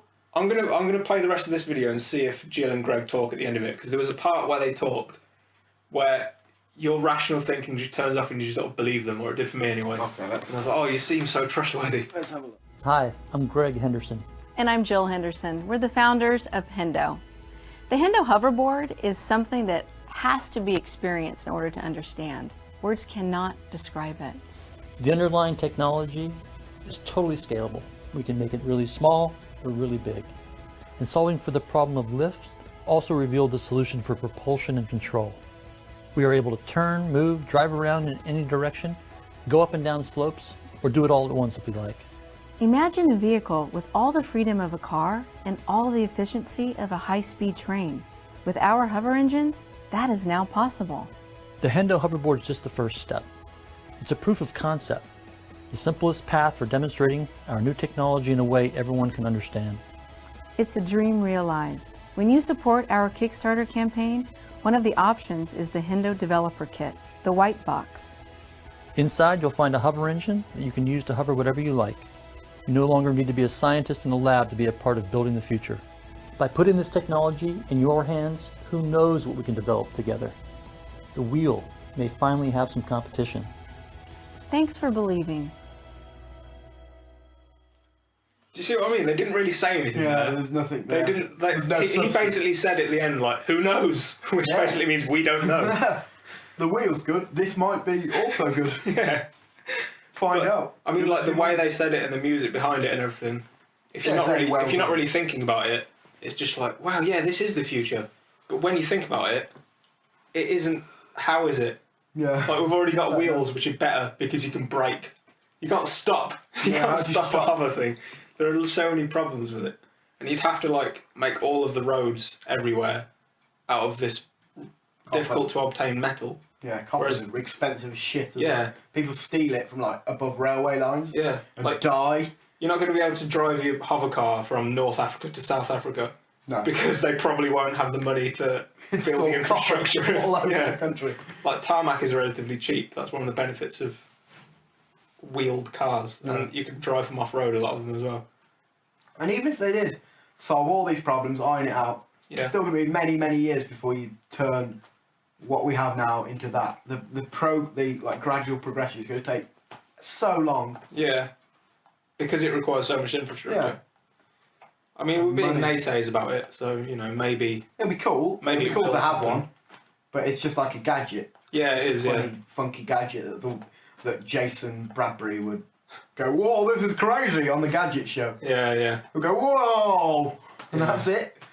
We'll go, oh, I'm above the ground. Oh, yeah. I go in a plane that's like 40,000 feet in the air. That's more cool to me. Yeah. Yeah, planes already do that, but more higher. Yeah, more higher and more faster. Yeah, more higher, more faster, louder, which is cool. Bigger, fit And more you can people watch on films like, it. Yeah, and get food. yeah. And if you're really lucky, hand job. Can you eat a meal and get a hand job on a hoverboard? Doubtful. Yeah, it'd be difficult, it'd be tricky. Yeah, you'd rip your frenulum. You don't want to do that. Right. I'd like a hoverboard if anyone's listening though, if they want to buy me one. If someone wants to send us a TFC hoverboard, fine. We'll take it. We'll take review it and go, oh, it's cool. Yeah. We won't. But no, we necessarily- won't, because we haven't got any fucking copper to ride it on. Well, they'll give us that, won't they? They'll give us like a 6x4 bit of copper. And No, we'll they'll go, install oh, a hover park in Nuneaton, locally. Yeah. We'll be the only ones with the board, so it'll be great. They'll get rid of Riv. There won't be We'll any just poor have people that. there, because it's so... Yeah. People steal the difficult copper access. if they Yeah, that's so true. if they make copper park that you need People to. will go there at night and People will lift just the take copper it up. and sell it. People go to abandoned buildings and, Yeah, and rip it up. take out the copper wiring and piping. Well, that's what they do above like railway lines, and that's electrified, and people Yeah. like die. Yeah. That's how valuable. Well, how valuable it is, I suppose. I don't know how valuable it is, but I mean, People valuable do it. enough that people Yeah. make livings. Just, risk their lives. Yeah. So yeah, hoverboards. I saw that in a documentary about Detroit. You know, Detroit's gone to shit. Yeah. It was just people who just break into abandoned buildings and just rip shit from it and sell Really? it. Yeah. I wouldn't do that. Illegal scrapping. But I don't need to, so there you go. I've got a network. So I've got a podcast network as I well. don't need to break into abandoned buildings. What's your network called? TFC network. Same network. Oh, cool. Oh, brilliant. That's twice the everything, really. So that's good. Twice the money. I love Twice the TFC. income. It's good, isn't it? It's so good. Makes me so much money. I'm so rich. Yeah. Resting on my laurels at this point, really. Shall we move on to another topic? What we got? Do you want to talk about... Right, it's 2:30 now. That's fine. Have you got to go at 4? Yeah, but how long does it take to walk to the train station? About 40 minutes. Oh, God. Yeah, I'm fine then. And we've got Kim Kardashian's ass. Yeah. You want to do that one? Kim K's ass? Yeah. What about her ass? Do I get to see it? Yeah. Have you not seen this? This I've breaks seen the all internet the campaign. memes, but I don't know what it's for, I don't know what it's behind, I've not seen it. There it is, look. It's... Can you tell me? Do you want me to put it on the big screen? That's photoshopped. I think it's surgery and shit. No, it's too glistening and too shiny. Oh, she's not oiled up. It's photoshopped, it's brushed, it's airbrushed. Do you not believe it? Her ass is probably that big, but it's airbrushed, I think. The thing is, Prediction. the difference between her arse and her waist It is astronomical. is astronomical, and like, Hello. this is basically taking like, it's another version of the whole pre-packaged thing that we were talking about earlier. It's like, this is the idea of sex turned into this like huge exaggeration and just symbolised in like, oh, here's Kim Kardashian. How did she get jeans? She probably get some tailor-made. She's rich. Oh yeah, how did she Which get is fuck. jeans? Oh no, no. She didn't have all that, Yeah, she didn't have botulism back all then. that junk. all that injected silicone or whatever. it is. Can't be good for you. I don't know if that is what it is, but I would have guessed. There's a version where she's full frontal as well. Let me find that. What's this for? Because I've Paper seen magazine. people talking about paper magazine. This is, I can't really find out because so many people are reporting on this, like we are, that if you try to find out Any what it is, information at all. you get is like articles from 4 hours ago saying, Kim Kardashian's ass is so big, let's take a look. Wow, look at that ass. Stuff like that. It's like just people capitalising on it. But as far as I can tell, a magazine called Paper, What a shit which name is for a a magazine. stupid name for a magazine, What a shit name. has done this campaign called Break the Internet, Yeah. where they... Well, not worked. No, it didn't work. We're still using it. But I think that basically the idea was, let's be as attention-seeking as possible and just celebrate that attention fact. halls. So they just got her to get her ass out. Yeah, they did various things, but one of them was Kim Kardashian getting her ass out. What were the other things that they did? I don't care. Well, Here she is fully naked. But the thing is, I think this is a bit of a publicity stunt for her because she's doing this whole thing like, oh, I'm bearing it all. Here I am. Here's my body. As if she wasn't fucked by Ray J on camera, and that is as if that isn't exactly why she's famous. Yeah. Like, you're famous because everyone watched you take a fucking dick. This Hell isn't of a like dick as well, to be fair. Yeah, Range, hell of thank a you. dick. This isn't like. This is all as if it's like this taboo is being broken, this No, boundary is it's being not. crossed. But the only reason she's famous is that she did fucking a sex tape. But like I was saying earlier, that Bill Hicks bit about the perfect advert, Yeah. we're almost there at this point. Yeah. We're getting closer and closer and closer. I mean, this isn't selling anything but A, Like selling Paper herself magazine, and B, and a Kim magazine. Kardashian, yeah. So, How much this you is get like paid for it? Oh, loads, I would have thought. I have no idea, but Yeah. probably Yeah, then. just probably too much. Probably a lot of people's salary. That's what I would Unbelievable. guess. What did she have to say about it? She said, let me read the quote. I looked back at a clip of Keeping Up the Kardashians last season, and I was really heavily pregnant. I was about 8 months pregnant, and I looked at my sisters and said, you guys, when I feel like I have my body back, I'm doing a nude shoot. For me, I got the opportunity to work with the photographer Jean-Paul Goude. I was so honoured and excited to work with him, and for me, that was something I knew I wanted to do to make myself feel confident. As a role model, I'm not saying anyone else should do that, but for me, it was an art project, and it taught me to do what you want to do. That's fucking such bullshit. But it was Ugh. everywhere. It was all over the place. It's not an art project, is it? To say, No. I mean, people. If you ever go to like A-level art classes or university art classes or whatever, there are people who think that that's what art is just attention seeking. So you've always got the girl who's done a cast of her tits and like smeared fucking period blood all over it, and just written the word society underneath it. Like, it's not art, is it? You just want attention, and that's basically what this is. I don't see anything artistic about this whatsoever. No, it's not. It's just an excuse to look at someone's bum. Yeah.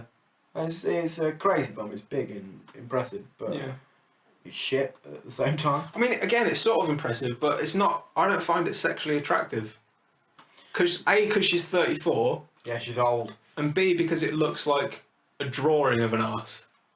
Like, it doesn't look like an Yeah, it actual looks like girl's a- arse. It looks like one of those cartoon ones. Yeah, they it's draw. like it's far too perfect. It's like fake tits. They don't really look. like real tits. They remind you of tits. It's Yeah. basically like holding up a piece of paper that says tits on it. It's like Yeah, it this symbolises No, tits, yeah. but it isn't actually tits. This same thing with her. This symbolises sex and nudity and the female power of sexuality or whatever. But it isn't really that. It's But really there's just fake and empty. Yeah, exactly. It's fake and empty because there's no power to it. If you really want to go, I'm bare and all, I don't care about my body, you know, this is feminist issue, whatever, Yeah. then the last person you would have doing it is her. Yeah, that's Because true. her whole career is based on fuck Fucked people. Ray J. And then her career wouldn't be as big as it is if, you know, she didn't have a famous family, Yeah. a reasonably famous family. Like her dad is a Olympian, her mum's a somebody, her sisters and her are now because of them. And she married fucking Kanye West, Yeah. one of the biggest musicians in the world. Like, it's all just a gimmick. It's just so gimmicky and tacky. It's really tacky. Yeah. I just can't see that I can't imagine that she's enjoying herself. Because this definitely isn't what she wants. Like, she doesn't Yeah. want to just be... Maybe she does, but I can't imagine that she gets a huge amount of joy over the idea that she's really rich. Because a lot of people are really rich and they're not Yeah. happy about it.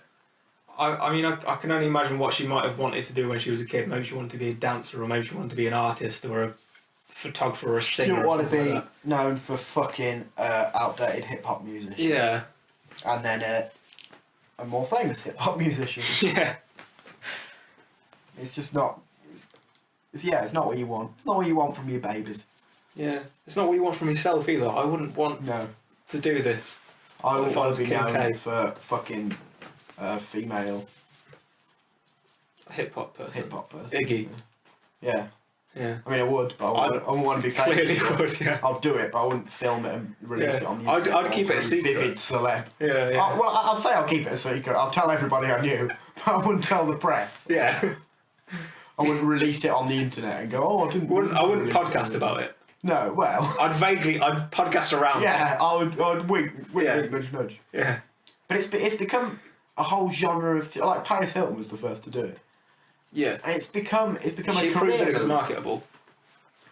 an incredible career move because people want to see it. Because people like to see celebs naked. We covered it with the whole fappening thing. Yeah. But it became a career move, and so many people are doing it now. Yeah. And they're still the two most famous people to do it.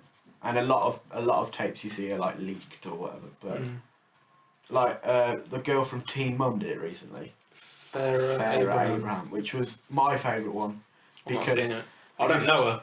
yeah, no, I didn't know, but I watched it because I'm a pervert. But she claimed to have had no idea. It's like, well, you didn't just meet James Dean in a Yeah, bar and yeah. invite him round. It's like a really well-known and a porn. professional camera crew. I mean, if you look at the Ray J and the Paris Hilton one, it's obviously just shot Yeah. on like a Lumix D900, whereas their ones they've shot by a professional. It's like I don't believe any of the amateur porn I really see is amateur porn. No, yeah. It's like when I first started watching Backroom Casting Couch, it's like, oh, that's such a... He's just rented an office. Yeah, but it's clearly of course not. He's got like 4 different cameras, Yeah. a setup, and I've seen her... She's got a porn name. She's Yeah, a porn yeah. star. Yeah. Her name doesn't have 3 X's in it. Jinx doesn't have 3 X's and a Y. That's not a real name. It's ruined it for me. Yeah. I mean, this whole Kim Kardashian thing, like this is all done with such pretense. Like, there's the pretense of it being art, which is flimsy as fuck. You can literally argue that by saying, no, it isn't, and there's no comeback. Yeah. B, the pretense that this is somehow making a statement or breaking some sort of boundaries or something. If you wanted to make a feminist statement, you get a pasty, average-looking woman, Yeah. tell her to not shave for like a month, and then take a picture of a spread eagle and put that on the cover. Yeah. That's the boundary that hasn't been broken yet. Not greased up, oily, beautiful women. Yeah. That's not like. What are you doing there? You're not showing vulnerability whatsoever. No, not at all.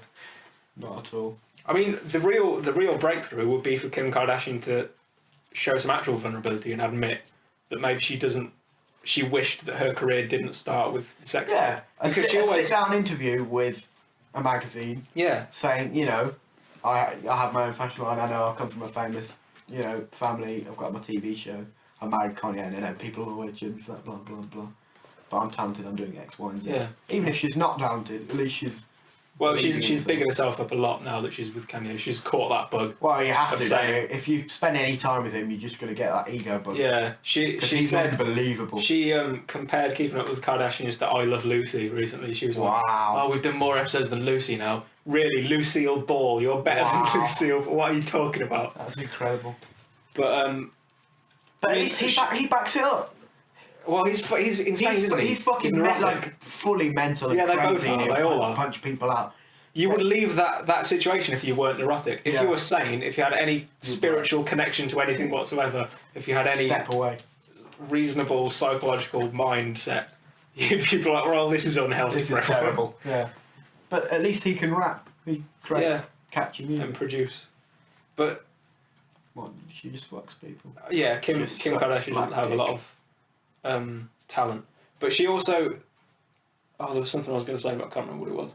Basically, this is stupid. Boo! She's old as shit as well. She's like 35, 34. Been married like 2 or 3 times. Yeah. Like, call it a day.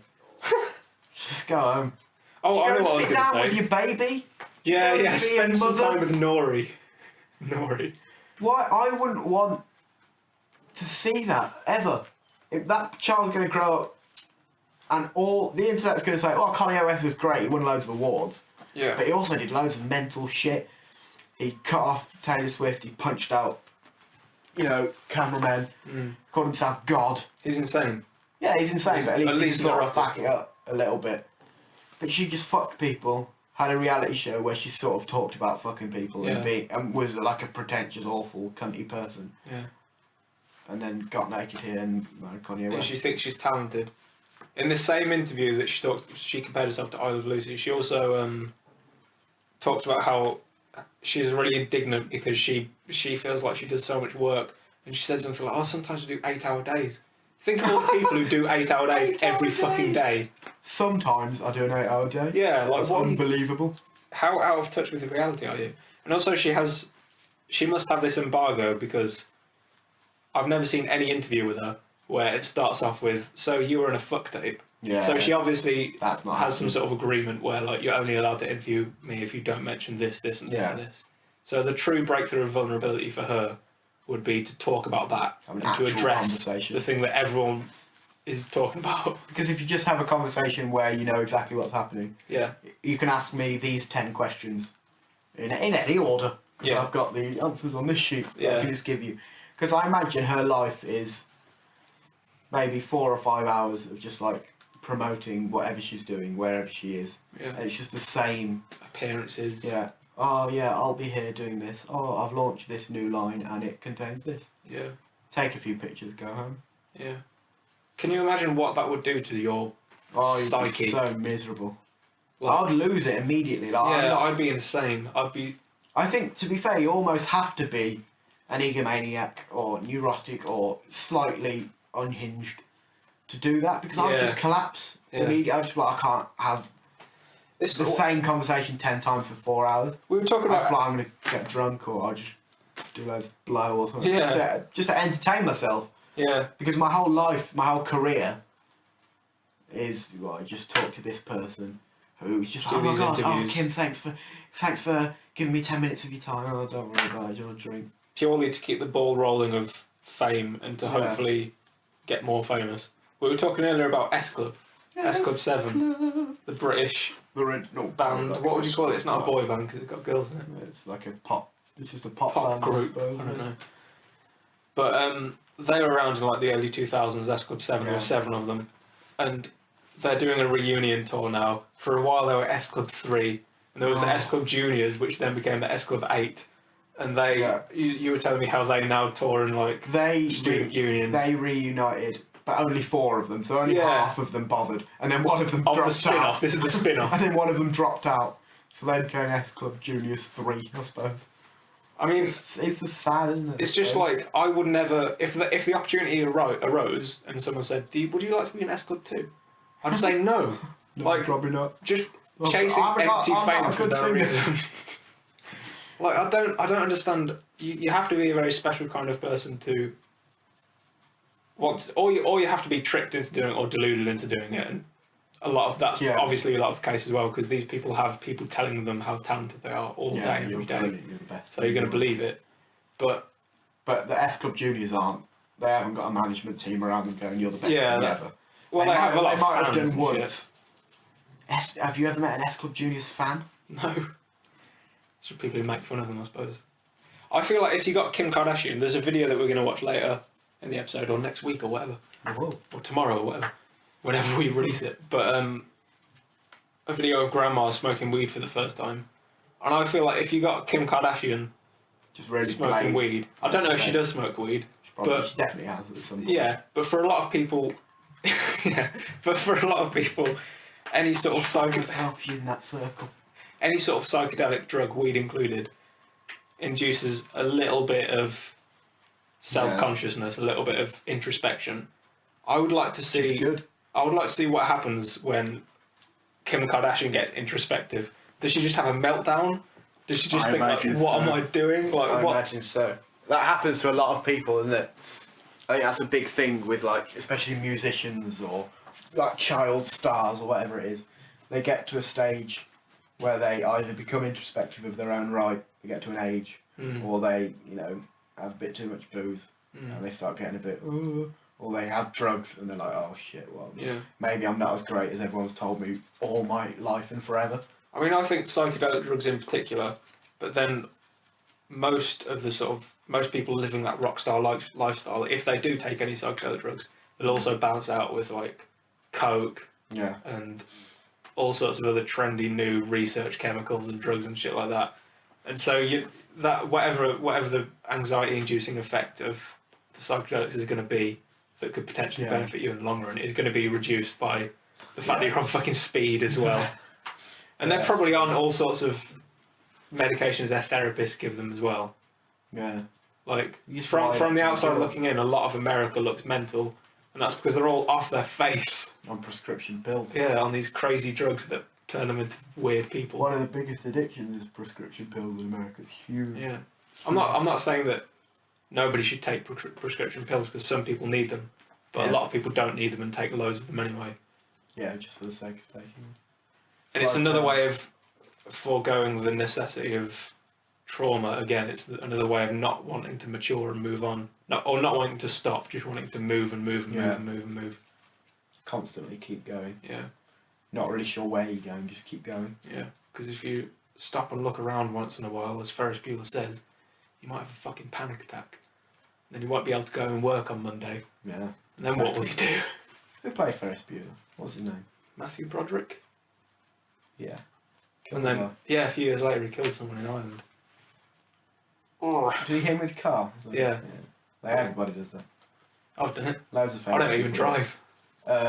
Salman Khan, not the guy we went to school with, the Bollywood actor. He did it. Did he? But I think he killed a couple. Like, it's India, full of poverty, apparently. So a lot of people carpool. But he was obviously incredibly rich. Right. And I think he was smashed, and he just, like, crashed it into, like, a group of homeless people. Really? But because they were homeless, nobody could sue or anything. So because he was famous. Yeah. He was so did Patrick Kluivert. He killed somebody in his car. Don't know who that is. Holland footballer, assistant manager. Oh. Lee Hughes, former West Bromwich Albion footballer, killed somebody in his car. Really? I should get on this. Yeah. Get away with it, seemingly. Yeah, it seems like it, if you're really rich and successful and famous. Pistorius, though, 10 months. So, really, are you willing to risk it? Risk 10 months? Well, I've got a lot of reading to catch up on, so yes.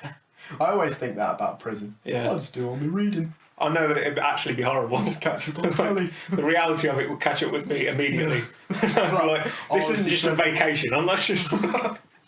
not just sitting here reading books and doing knitting and working on myself as a person. Just get a new hour in. Just get my hour nailed down. Right, a new hour. Yeah. Yeah. Do you want to watch the grandma smoking weed video? Yeah. Or do you want Waz first? Is that right? You what? Might have a Waz. Oh yeah, right. Let's take a break. Well, we've got that capability with #Full Epi Saturdays. That's true. Yeah. Okay, you take a break. I'll move this out of the way so you can go. Oh, I was just going to piss out the window. You can't do that. Not a Studio 7G, my friend.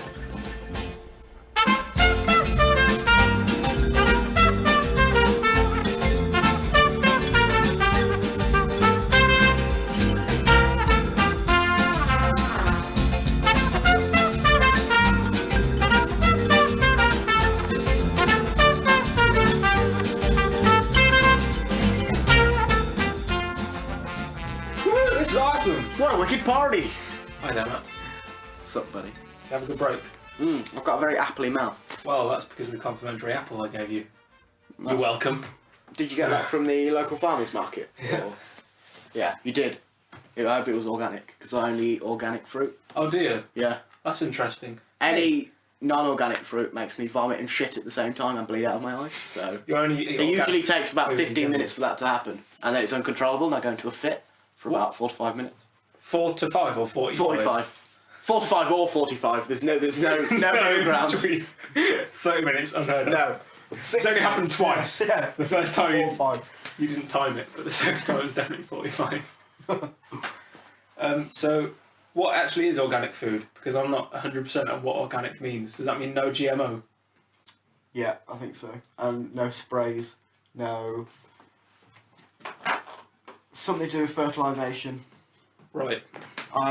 Honestly, I don't really know. I just say it so people think I'm cultured.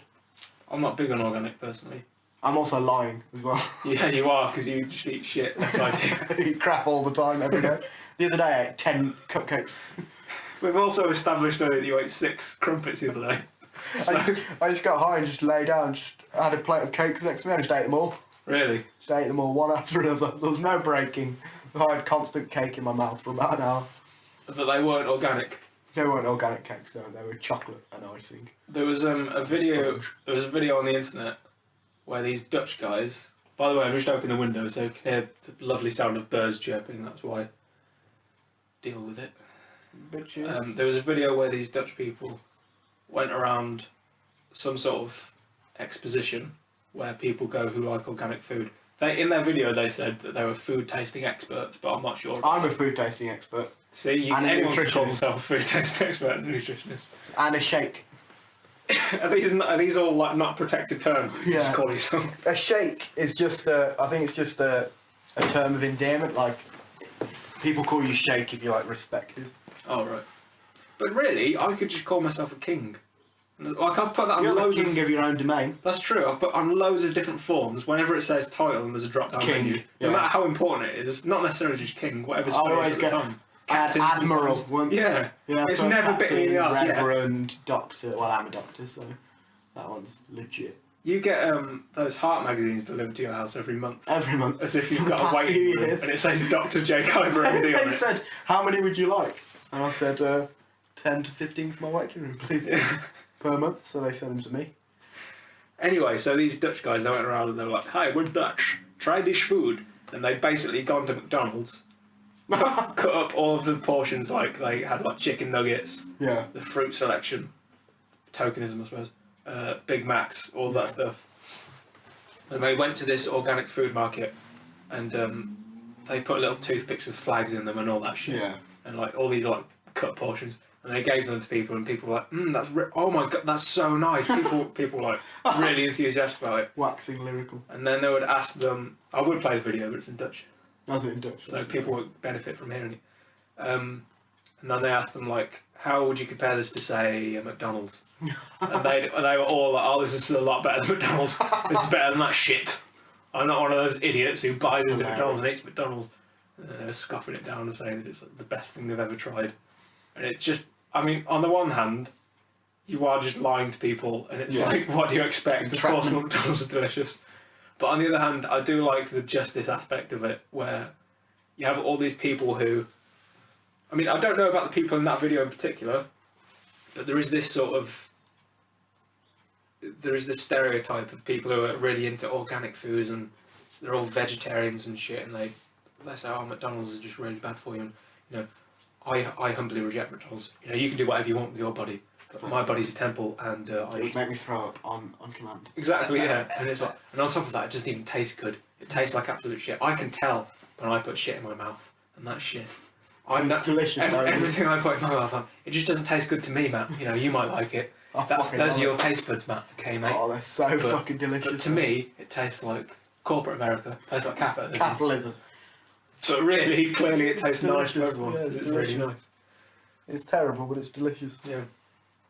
This wasn't a McDonald's advert though, but there was a McDonald's advert that was released recently with Grant from off of Mythbusters and some random guy, and the random guy at the start of the video was like, I put out a tweet saying that the McRib is horrible and pre-formed meat and it's disgusting and no one should ever eat it. And now McDonald's have invited me to their factory to take a look, and it was like put out by McDonald's. Yeah. And it was clearly like, they've given me loads of money to like, do this advert. And they went around the factory and it looks like a big meat plant. It's like they have these big hunks of meat. Yeah. And that's the only part of the advert where you think, oh, okay, that's okay. Because they're these big hunks of meat, and the guy who's showing them around in his hairnet, he's like, this is the meat we use. And they're like, oh, that's cool. I thought that it was all slop. And then they grind it and turn it into slop. And then they form it into like patties. What looks like a rib thing. Oh, it's dreadful. And then they try them at the end, because the guy's like, I've never actually tried a McRib. Well, he tries say it. It's terrible. No, he tries it and he's like, this is quite nice. And that's the end. But I was thinking, like, they paid him. Why didn't they instruct him to go, oh my god! This is a taste sensation. Yeah. That's all you have to say. Lie, sell yourself out for money. I suppose they're going for the whole realism angle. But McDonald's have always had really good marketing, and they've always been really on the ball with the marketing. Like, remember that I'm loving it thing? That was... I'm loving it. So you still remember it? Yeah, they're slightly ahead of the curve, because that was just at the point where that fake honesty, fake niceness was just starting to catch on in advertising. And now we're wise to that a little bit. So they're going with a fake realism thing of like, that's what we value these days, is realism and... Well, have you seen honesty. the Lidl adverts? What are they? That are very similar to that Dutch thing, where they go to like a sort of like a Whole Foodsy market. Yeah. And it's just like, it's all set up like you sort of village fake, like farm shop type thing. And it's like, yeah, would you like try a bit of this mango? Oh, that's delicious, yes. I would love to purchase the mango. How much is the mango? They're like 70p. Like, fuck you. It's like 70p. It's like, well, I think that's the cheapest mango I'll ever buy. And then he puts it in the bag and goes, it's from Lidl. And then I'm like, oh my god, the quality is much better than I imagined. It's like, well, would you like some of our champagne? That's only £6 a bottle. And they're like, oh, I'll take 10. It's just shit. It's just pretentious people going to be pretentious about food and then going, oh, it's Lidl. And then being tricked. It's the same with Aldi. They've done it with Aldi as well. Oh, their whole gimmicks, Aldi and Lidl, are, you think we're shit, but we're actually a little bit better. We're just a bit better than shit. We shock people with how sort of average not even by being good, by just not being the worst. Not being like slop. Yeah. Literal slop. Because it's coming up to Christmas and stuff, so there's a lot of these Christmassy adverts. Yeah. Where it's like, oh, I've done this whole Christmas meal. Oh, the quality of the food's delightful. Where do you think it's from? Well, Gene, it's definitely an M&S or a Waitrose. Yeah. And then I give them all a Christmas card and it says, you've been eating from Aldi. This whole time, they'll just fucking throw up. Well, there's an Aldi film crew here, so we sort of go. We signed the release, so yeah. I'm wearing one of your Aldi t-shirts. It's just ludicrous. Yeah. But I like Aldi and Lidl, so I don't know why I'm slamming them. Yeah, they're cheap. I mean, the thing is, like, I believe strongly, having admittedly not been to any Michelin restaurants or anything like that, but I still believe that food can only get so nice. Yeah, and that niceness is available for like 60p. You can get that at like McDonald's, like a Big Mac. It's just the nicest thing you're ever going to try. Anything else only going to be on that same level, never exceeding it. And again, I've never tried lobster, for instance. I don't know what I'm talking about. I mean, I went to a 5-star restaurant once in like a 5-star like hotel-y type place. Yeah. I wouldn't have had a Michelin star. I wasn't really paying attention. And I ordered like the most exotic thing on the menu, like squid ink spaghetti. And, yeah. I mean, it was nice, but it wasn't like, this is fucking incredible. I had no idea how much it was, so I didn't pay for it. But it wasn't amazing. Not like KFC. But like, I went to a restaurant yesterday, and it wasn't expensive, but it wasn't like cheap. Mm. Like it was like Italian tapas, That was its sort of gimmick. Yeah. And so you're supposed to get like 3 dishes, so you have like, you get like mini pizza or spaghetti bolognese. I had linguine with fresh prawns. Ooh. I had a beef stew, like spicy beef stew. Yeah. And some codfish cakes. Nice. And I mean, they're like $3.50, $4.50 each. And that's, on the grand scheme of things, not expensive in terms of restaurants. You could go to like Mayfair and spend like £100 Yeah. a course. You could. Why you wouldn't, I don't know. Technically. But to me, I was like, oh, it's a bit expensive. But you know, it was nice. But it was actually very nice. But how much nicer can it be that I'm willing to pay £100 for it? Yeah, no, I mean, How nice can that niceness be? there is like a barrier there of like, let's say there's a new flavour. Yeah. And it's £100 away. Well, I'm never going to have it then. Fine. Yeah. I'm going to die without I don't tasting need it. it. I Fine. don't need it, yeah. It doesn't like if someone says like, listen, there's an 8th colour, and it's beautiful. There are trees which have this 8th colour. It's sort of purplish, greenish, yellow. You can't even describe it. It's just beautiful. It's amazing. Sounds beautiful. And that's a £4 unlocking fee. That's a lifetime fee. Well, I'm never going to see the 8th colour then. That's just going to be how it goes. I've That's got like, these colours and they'll do yeah, just fine. I've got red, I've got green. What else? Blue even. If you want blue, I've got purple, I've got yellow. There are loads of colours that I've got. I don't need octarine. I feel like I'd only be disappointed if I went to like a Michelin star restaurant. Because I don't have the money where the £4 a dish I paid last night and the like £15 I spent on a meal Yeah. can become £250. Yeah. Like, if I have the money that's sort of on the same scale, if you understand where I'm coming from, or I'm like, oh, turn that's not too bad. Yeah. I don't think I'm ever going to get to that point. But if I save up to go somewhere like that, I'll be like, this is fucking shit. Yeah, I agree. It's like I watched that Jiro Dreams of Sushi the I've other day. not seen it. It's really interesting, actually. It's really interesting.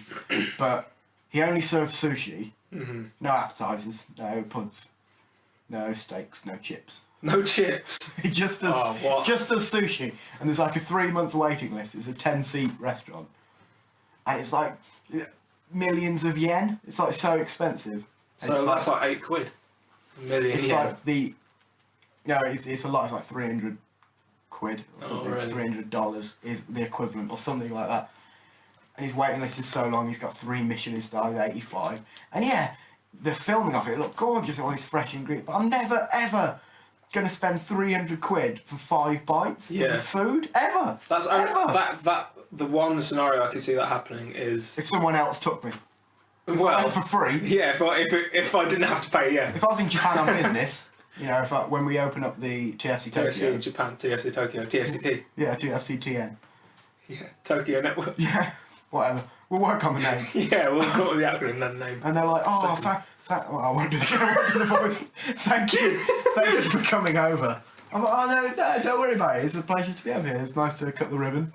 It's nice to shake the hand of the manager or whoever. Yeah. The guy that's below me. And then wash your hands after it, because Orientals.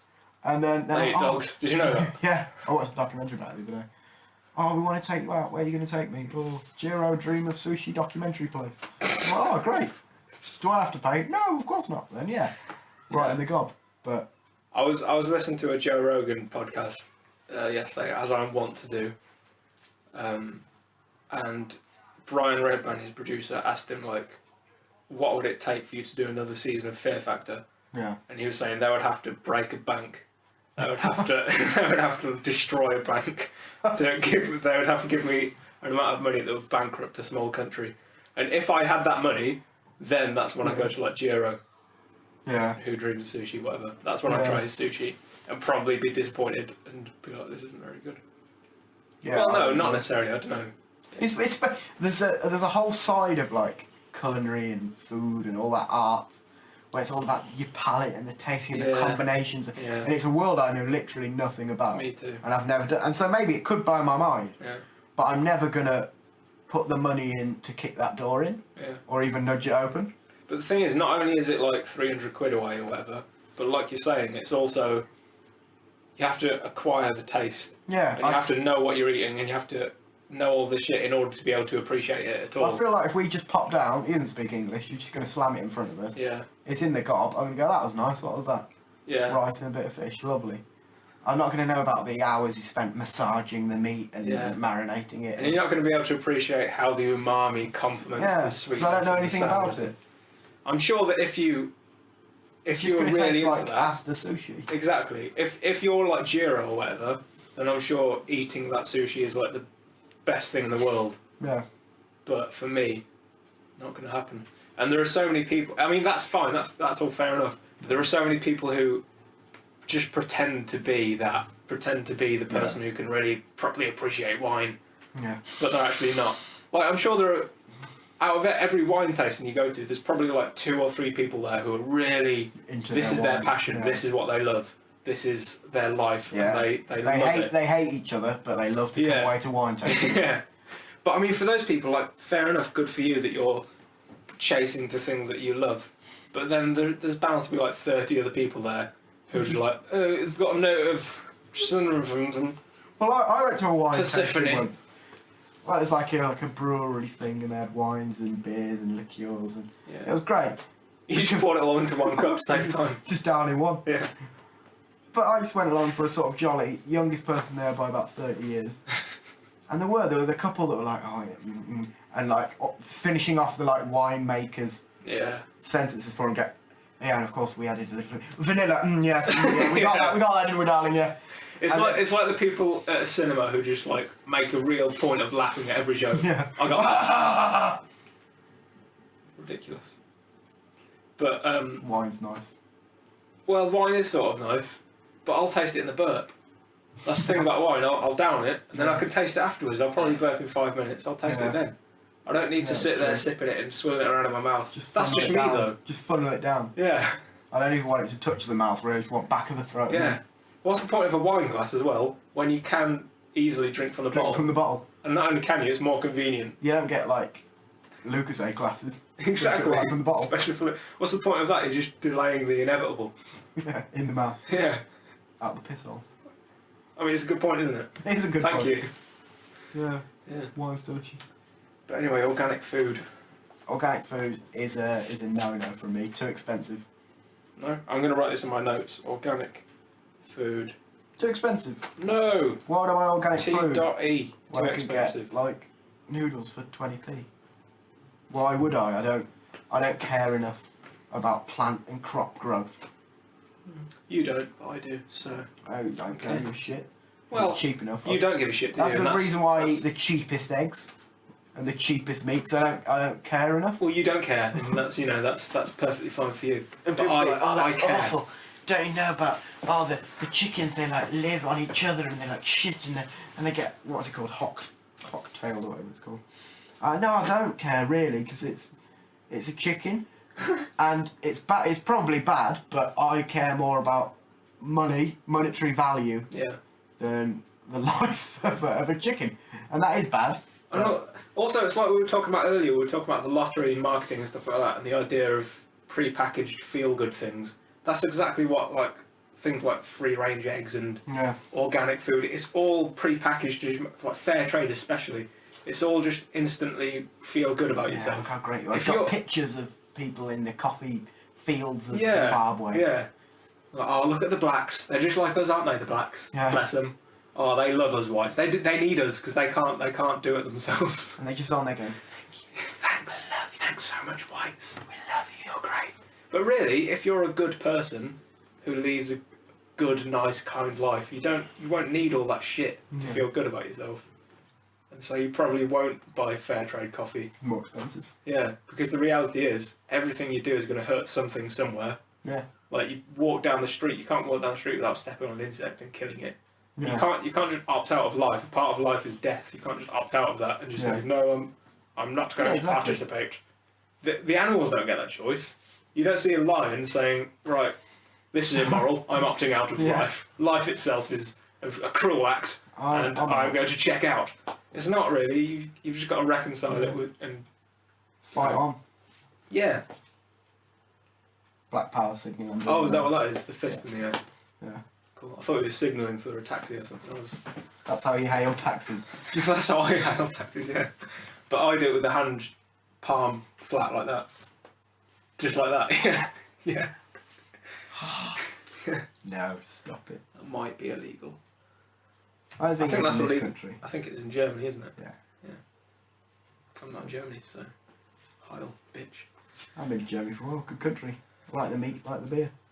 Good sausages out here. Yeah. That rhymed. Nice. Come on. We did well there. Come on. Did you watch the video of grandmas who smoke weed for the first time? I did, but I watched it about 5 a.m. Do you want to watch it again? Yeah, I'll watch it again. Yeah. Yeah, why not? Yeah. Can you put it on the big screen? Sure I can, but Well, those aren't very good. just drag it over there. With How old are these technology. grandmas? 100 over 100 plus. What's the premise of this? Okay, the premise of this: grandmas smoke weed for the first time. I'm literally just going to read the description.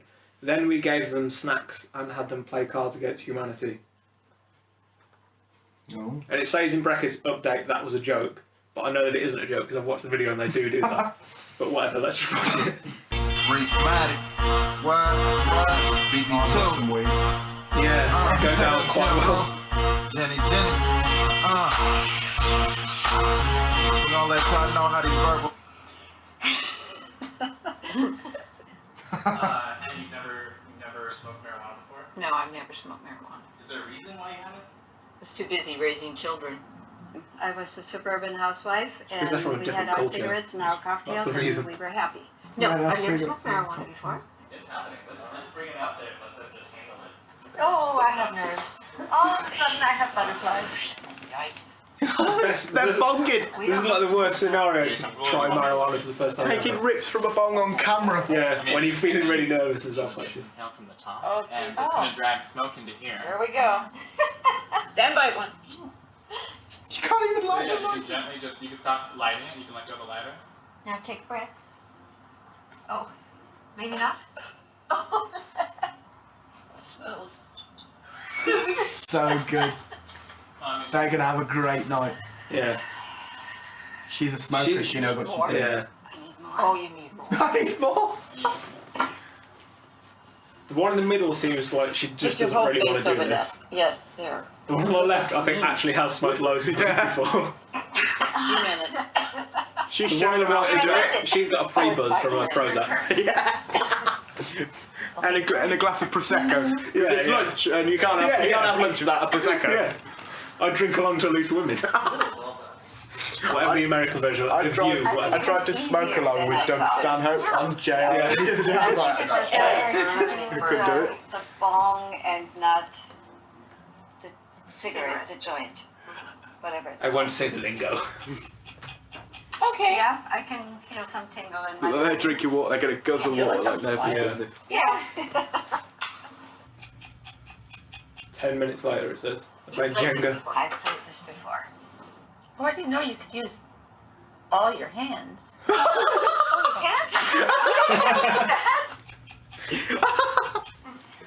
Inhale through the straw. Oh, mate. Well, I won't tell you what was going through my mind. Looks like a dildo, so she's like, oh, looks like a dildo. The other two are pretending they don't know. I thought That's it what was she a meant. dildo, but I've never seen anything on the end of it like this. So it's nothing. Yeah, feels like nothing. Oh, this could be dangerously fun. No, Vaporizing I is was the best. watching the light there. Oh, forget Yes, the Never it's tried light. it. green to Especially go, people green that to are go. smoky. Right. Because there's nothing, you barely breathe anything out. That straw thing, like, you want to swallow. Jesus, sweet mother. She got actual smoke. Okay, in the new Disney Channel movie, Playing Cards Against Humanity. Hannah Montana struggles with what for the first time? Christopher Walken or a bleached asshole? Like this. That game looks really The fun. bleached You don't play asshole. Cards Against Humanity? Have you? Yeah, I've played it a couple of times. It is funny. Sometimes but someday if you don't play it right, they just don't make sense. Alright. You don't have enough. I could go iron now for days. I love to iron. You do? Oh, yeah. You're kind of weird. You're kind of weird.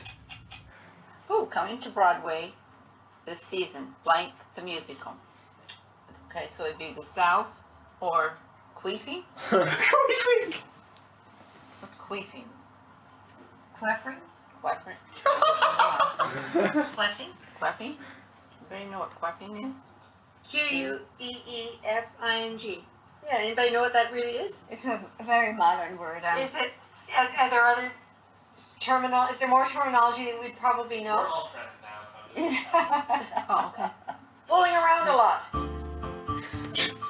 Vaginal farting. Aha. that's what's up. Oh, then let's do that one. Coming to Broadway this season, Pussy Farts, the musical. When I do it, I really feel like the muscles here in my neck seem not as tight, Yeah, it's brilliant. and I see a lot of benefits for it. But, yeah. I totally lost track of what you were talking about. And then sometimes, but when we're up here, we just get so like, what? What were you saying? I'm feeling like I really don't care if I understand even. You're so cute. And so a little bit of tea, I think, kicked it up a notch. You sure that was tea? Okay, so go ahead and tell us How I feel. tell a story, and we'll. Jesus, fuck. She's fucking I don't baked. think I doesn't know think what's I really going on. inhaled a lot, Oh, you but I do not feel as high as they look to me. I don't feel to me as high as they look to me. Oh, brother. Oh, God, She's got more of that mind high going on. Yeah. Yeah, I would do it again if I can get this bag of chips open. That's fantastic. No grandmas were harmed in the making of this video. That's great. Yeah. It's weird. Watching people get high is very strange. When you see people on drugs when you're not on anything at all, you just watch them, you're sort of losing it a little bit. Yeah. Because you're really only seeing, like, it's like looking at a black and white picture instead of actually being there. You're losing out on the colour and the third dimension. Yeah. You're losing out on so much of it that you're not really. It's like you're seeing a ripple, but you're not seeing the shape of the Yeah. fishes underneath the water. Well, that's a very, Well, very yeah. apt. Is it? Thank you. Yeah, that's true. I haven't got any weed though, I because it's know, illegal yeah. in this country. So I feel like I don't use it. I always feel like on the one hand, I'd really like to smoke weed more because at the minute I smoke weed like every so often, not very often, like Intermittently. yeah, once every few months maybe. If I smoked weed a lot, I feel like one of two things would happen. One, it'd be like a creative renaissance. Yeah. I'd just be putting out loads of creative shit. Yeah. Two, I'd just stagnate and just play games and watch Yeah. TV, and suddenly I'd be 48. But that's I'd be like, what happened there? I just that's the got thing. high. Like, I try and balance both of those things. Yeah. Like being really on it, creatively buzzing about and having a and then just like really just soaking into it and just watching something shit. Yeah. Like I'll often save stuff up, Mm. like TV or music or whatever. And Especially for being high. yeah. That's a good idea to do that. Especially like something quite intense or reality TV, because with reality TV I can just see right through it. I can Yeah. just cut through all the bullshit with it, Yeah. like a knife through hot butter. No, hot knife through butter. Yeah. And so you just like, and that's it's hilarious. I feel like those ladies, their expectation might have been coloured by the perception of weed, especially their generation. They would have had Yeah. so many PSAs telling them how weed makes you mindless and stuff like that. Yeah, They rape don't- white women. Yeah, it makes you rape white women. They probably went out after this video and raped a white woman. A white each. woman. These raped each other. No, that's terrible. It's not But fun. like the one on the right, who was like the blonde woman, she was like, "Oh, I don't feel like I'm as high as these two." I think what was happening with her is that she was expecting weed to just be a thing that makes you feel relaxed, yeah, whereas actually it can be really mentally stimulating. engaging. Yeah, And if you're not ready for that, it can fuck you up. really knock you for six. Yeah, It's great though. it's I'm great. a big proponent of, Yeah. of it, but most people are. Yeah, I yeah. don't At this point, there's no point in making the whole. I don't meet Oh, many people. legalise it, I don't baby. meet many people that go, oh, I don't smoke weed, or I don't believe it should Yeah. be at least more readily available. By the time we're like in our 30s, 40s, Yeah. then the people who are in their 30s and 40s in power will be our generation, and there's no way we Yeah. won't just be Not legal us, everywhere. but No, we won't be. Yeah. We'll be advisors and consultants. Yeah. But weed is definitely going to be completely legal at some point in the 100%. future. How can you just buy it from the off license? Yeah, that'd Just be pop great. down the offie. Yeah, I mean, it's weird to think that this is their first exposure to this drug, because I don't want to. I'm having to tread on eggshells here because I don't want to just launch into that spiel of like, Weed's oh, it's a plant and it's the best medicine on earth and all that, because that's become really circle jerky, and also the best medicine is clearly penicillin, not weed. Antibiotics better than weed. But it's weird how, for our generation, it's so readily available. Probably 80% of people, if not more, have probably tried it at some point. Yeah. Probably a good half have it reasonably regularly. Yeah.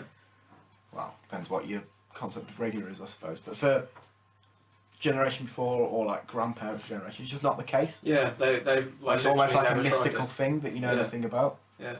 Or even if you know something about it, you've never had it. Like sort of ayahuasca is now. Yeah, yeah. To me, I'm like, that sounds interesting, but I don't. Or DMT. I don't know where I'm going to get it from or who.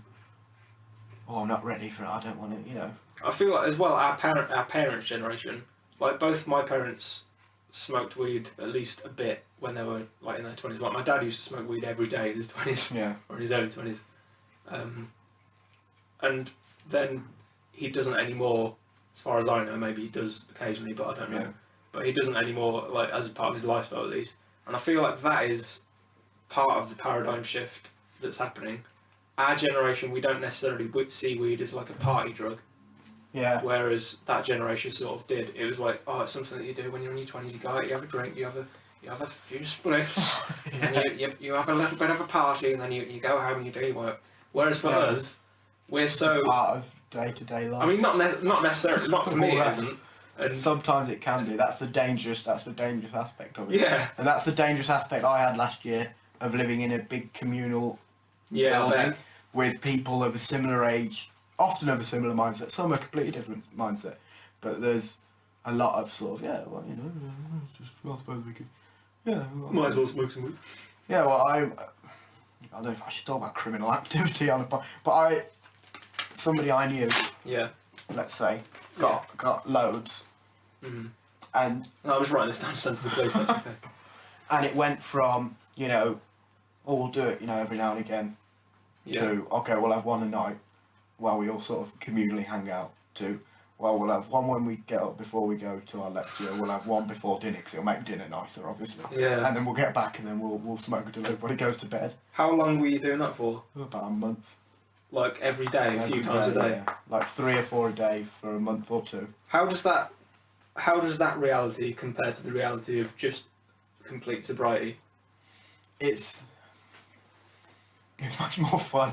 It's much more fun. I feel the connections you make with people are far greater. Yeah, I agree with that. People on that, journey's a bit of a shitty thing, but people who are there with you, they might not do exactly the same amount or whatever, but they're there and you chat, and the conversations you have and the things you do at the time feel very meaningful, and you feel like you have very good connections from them. But I feel like you could potentially ostracise yourself from people who aren't on that journey. Sense. So there's about 3, 4, 5. How many people were doing it last year? There was an equal number that weren't. Yeah. And I feel like maybe at some times we ostracise ourselves from them. Yeah. But I don't know if that's That definitely can happen though, and does happen. But I feel the same could be said if we all just gathered in a room and drank vodka all night. Yeah. Yeah.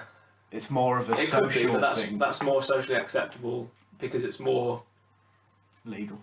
Yeah, and it's also a part of the social fabric. Like, it'd be reasonable for someone to say, oh yeah, my mum always has a glass of wine every night or whatever. Yeah. Like, my mum doesn't drink, but that's almost abnormal. Yeah, most people do. Parents and parents' generation drink a lot. So the difference is, that's the difference. Like, if you were getting drunk every night and half of the group wasn't, I don't feel like there would be as much potential to be ostracised there. Maybe there would, I don't know. Also, when you're drunk, everyone gives you a pass, if that makes sense. Yeah, yeah. Everyone just goes, oh, well, he's drunk. You're sort of not yourself necessarily, or you're when you're high, expected to be yourself. It's a different kind of experience. Sorry, I'm just having a indigestion tablet. You can have one if you want. Oh, I'm alright with it. My indigestion's great. That's something weed does to me actually. It always makes me need to shit. Yeah. Whenever I always know when I'm high because I instantly need to Yeah, shit. There's something to my bowels. Yeah. But yeah, the point I was making earlier, to come back to it, is that I think each generation has a sort of different perception of weed, and the perception keeps changing. For our parents' generation, we're like in our early 20s, our parents' generation mid 40s. Yeah. For that generation, weed was more likely to be seen as like a party drug, like akin to something like alcohol or ecstasy or whatever. Whereas for our generation, it can be that, but we're also more aware of the possibility of it being used as a creative tool or more of a lifestyle. Some people use it as a lifestyle. And that's not achieved complete social acceptance yet, but I think one day it will. Yeah, well, if you think, like you were saying earlier, there's going to come a point where we run this ship. Yeah. And like I was saying, 80% of people who've tried it, probably 40-50% of people do it quite regularly. Yeah. It's probably going to become just as acceptable to go home after work and have a spliff. Yeah. A doob, as it is to go and have a glass of wine or a couple of beers at the pub. And that's going to be great. Yeah, I think that will be a good thing. It but makes me feel better than alcohol makes me feel. you also need to... I think the pendulum is swing. Whenever there's a big social issue, like we'll probably talk about that whole Shirtgate thing later on in the episode, and that's the feminism thing is another example of the pendulum swinging really far in the other direction, because there's the patriarchy and misogyny and all of that. So in order to solve that problem, people are swinging the pendulum really far in the other direction in the hope that it will settle. So they're going really far in the direction of yes, all women and Gamergate and all of that shit, all of the strong feminist stuff. And I think the weed situation is another example of that. While this is going on, there's not a lot of nuance in the argument, and so people who are proponents of weed are very likely to just stick their fingers in their ears and go, weed is a miracle drug, it's the best, it's perfect for everyone. Whereas in reality, like cars for example are great, but you wouldn't just let people drive a car without knowing what they were doing. First of all, you'd teach them about cars, you'd tell them what to expect, probably teach them how to do it. Weed is a similar thing, like it can cause anxiety, it can cause psychological symptoms even after you've sobered up. There are a lot of things that need to be taken into consideration. Yeah, definitely, I agree with that. And I think that probably will happen at some point, but that's never going to happen when it's all illegal and tabooed. So certainly I wouldn't recommend making it more illegal. I would recommend completely legalising it because it's not harmful. Yeah, legalise. 420, blazer. Oh, you did the hand signal. I did the hand signal. I got that, 420. Yeah, that stands for 4:20 PM. Another point I was going to make. About drugs. Yeah. Johnson. Yes. I haven't got it. Oh. Well, another point I was going to vaguely bring up. Yeah. Anyway, is that it's interesting to me how these grandmas are so old. We just call them grandmas now because the title call them these ladies, these women, these ladies, these individuals. They're so old and they've never tried weed before. Whereas you go to some cultures, maybe not anymore, but at least you travel back in time and go to some cultures, and weed is like used as a spiritual tool for a lot of people. Yeah. Like an big way. entheogen or whatever it's called, a drug that lets you contact God. And it's the same things like ayahuasca, DMT, all of these things. Yeah. Like ayahuasca, for people who aren't familiar with it, is a drug that Amazonian tribes use to contact whatever their conception of the ultimate infinite reality is. I don't know anything about their mythology, but they use it as an entheogen, as a drug to contact that, or to feel that, or to get in touch with their spiritual side in some way. And people have used weed like that for a long time.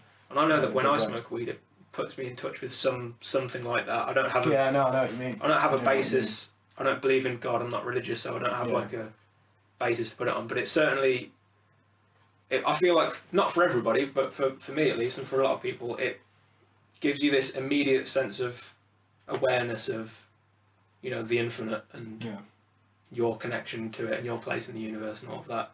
And it's important to have that in some sense, and we can bring that. Not for everyone, but for some people. Yeah, for some people. And it's interesting that that generation of people, the generation that those quote grandmas are from, they're more religious than us, but I think they're less spiritual than us. Yeah. I think they're far less spiritual than us. They're And very cut and dry religious, very paint child. Yeah, they're very much like we have the story. It's almost as if you've got like an old person telling this story to a kid, and it really makes sense to the old person, but then eventually he dies and he can't explain it anymore, and the kid didn't really understand it, so the kid just keeps telling the story and doesn't really get it. Yeah. And that's what religion has become at this point. And Yeah, I feel like interesting, yeah. part of this whole genesis of our new spiritual identity as a culture, whatever it happens to become, part of it is, I feel like that's what's happening now, whether it is or it isn't, maybe it isn't, but part of that is like the fact that we're doing more psychedelic drugs. Weed is one of them. And Probably yeah. the best one. Yeah. I don't know, that's the only one I've done. Yes, the best. But it's mild, it's fairly mild, so it's good. It doesn't cause hallucinations or anything. It's nice. The mildness of it is delightful. Yeah. It's not always mild though. Sometimes for me, if I get really high, my mind becomes really overstimulated, and I'm thinking and thinking and thinking and thinking, and everything is abundant with meaning as well. Yeah. Everything becomes super meaningful. Like I'll be watching a TV series and the plot of the episode will just mean everything, and it's not like in a symbolic sense. I'll be like, this is my life. They're describing my life in symbols, and the symbols of Jim Jeffrey and that wheelchair guy. Oh my god. Yeah. I know what you mean. I get that a lot when I combine it with modafinil. Yeah, that's like a cognitive enhancement drug. Yeah, aka Provigil. And so you're already focused as shit. Yeah, yeah. And then you add the weed that gives you a bit of depth. Yeah. And you suddenly focus with depth, and you're like, yeah, that's an interesting way of putting it. It's like having a magnifying glass with the little specimen thing that you put things on. Yeah. Or something. I know what you mean, yeah. No, it's true. It's great. Yeah. I remember that time when we smoked weed and took modafinil and we just sat in your garden Just chatting for for hours. It was like 4 in the morning. Yeah. It was quite cold. It was quite cold and it was dark, but it was just great. See the stars. Yeah. That's something that there's no place for that anymore in society, because we've lost religion, so there's no communal gathering. There's no gathering which the sole purpose is community. You have to sort of set that up yourself now. Yeah, that's true. There's nowhere everybody is. It's no longer a part of the institution of the culture. There's no like. Or as it was for such a huge amount of time. Yeah, I mean it always has been in every culture. There's always been something. I feel like we're at this point we're such a big culture. We've become this global culture that like I suppose we do still have it in things like Reddit and YouTube comments, but that's not really the same thing. Yeah, it's not. It's principally similar, but it's not the same. Yeah. In actuality. We should have like smoking circles. We should have drum circles. Drum circles. No, what we should do? We should organise an event, call it something like Burning Man or something like that. Just get there like once a year. We'll have Sherpas to show the rich people around. Fantastic. Panpipes. Yeah. Well, I think the generation like immediately before us, a few generations before us, and even a lot of people in this generation are like aware of this vague spiritual awakening that might be happening, might not be happening, and are very into the airs and graces of it all and pomp and circumstance. Yeah. And like, well, this bead stands for peace, and this set of beads I actually got from my Sherpa in the Himalayas. His name was and he taught me a lot about the nature of the universe. They're very simple folks, so they don't really understand science. But you know, I pretend to understand. It's like you're just looking like you're being spiritual without really having any spiritual nature. Yeah. I don't know. I don't have any spiritual nature though. I masturbate all day, so better. Yeah, it's more. It's a lot better. Fun. It's great. And you get to come all the time. Yeah. That's the new religion that I'm going to start. Just splooging. Yeah. What It's time like is it? 4, by the way. Oh shit. Just looked at the clock. I might have to go in a minute. I've got trains to catch and people to see. We'll wrap this up then. What have you got left on the... Shirtstorm and Bill Cosby. There's Well- more stuff that I won't talk about. Cosby's developing. We can do that in the week. What day is it? Thursday. We can do that at Yeah. some point in the future. Yeah, Comic shirt, man. we can do that whenever. Yeah, do that whenever.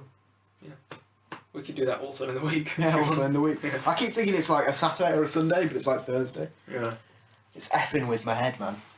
It's effing with my head as well. Well, I hope we've effed with your heads, dear listener. Yeah. Yeah, we'll do it again. How do we usually end these? ASAP. Just sort of say bye, don't we? I do adios. I'm not sure why. I don't Yeah. know where that came from, but I just It's sort a of roll with catchphrase. it It's now, what yeah. people. It's what Yeah, I'll super get it fans on t-shirts with the upside down exclamation mark and then the actual exclamation mark. Nice. And I'm wearing the sombrero. It's Is very the, racist. Is the upside down I exclamation mark just the Nice. eye of adios? Yeah, it could be. Yeah, How well, long did we do?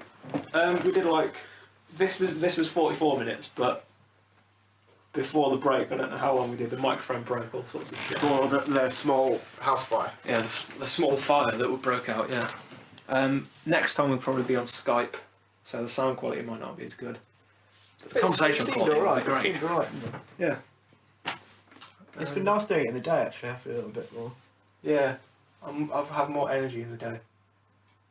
That's where we've been going wrong all this time, podcasting at like 3 a.m. 3 a.m. But there's no energy. We're just like, Just throw back a whiskey and just Yeah. get to it. No, it's nice. It's been good.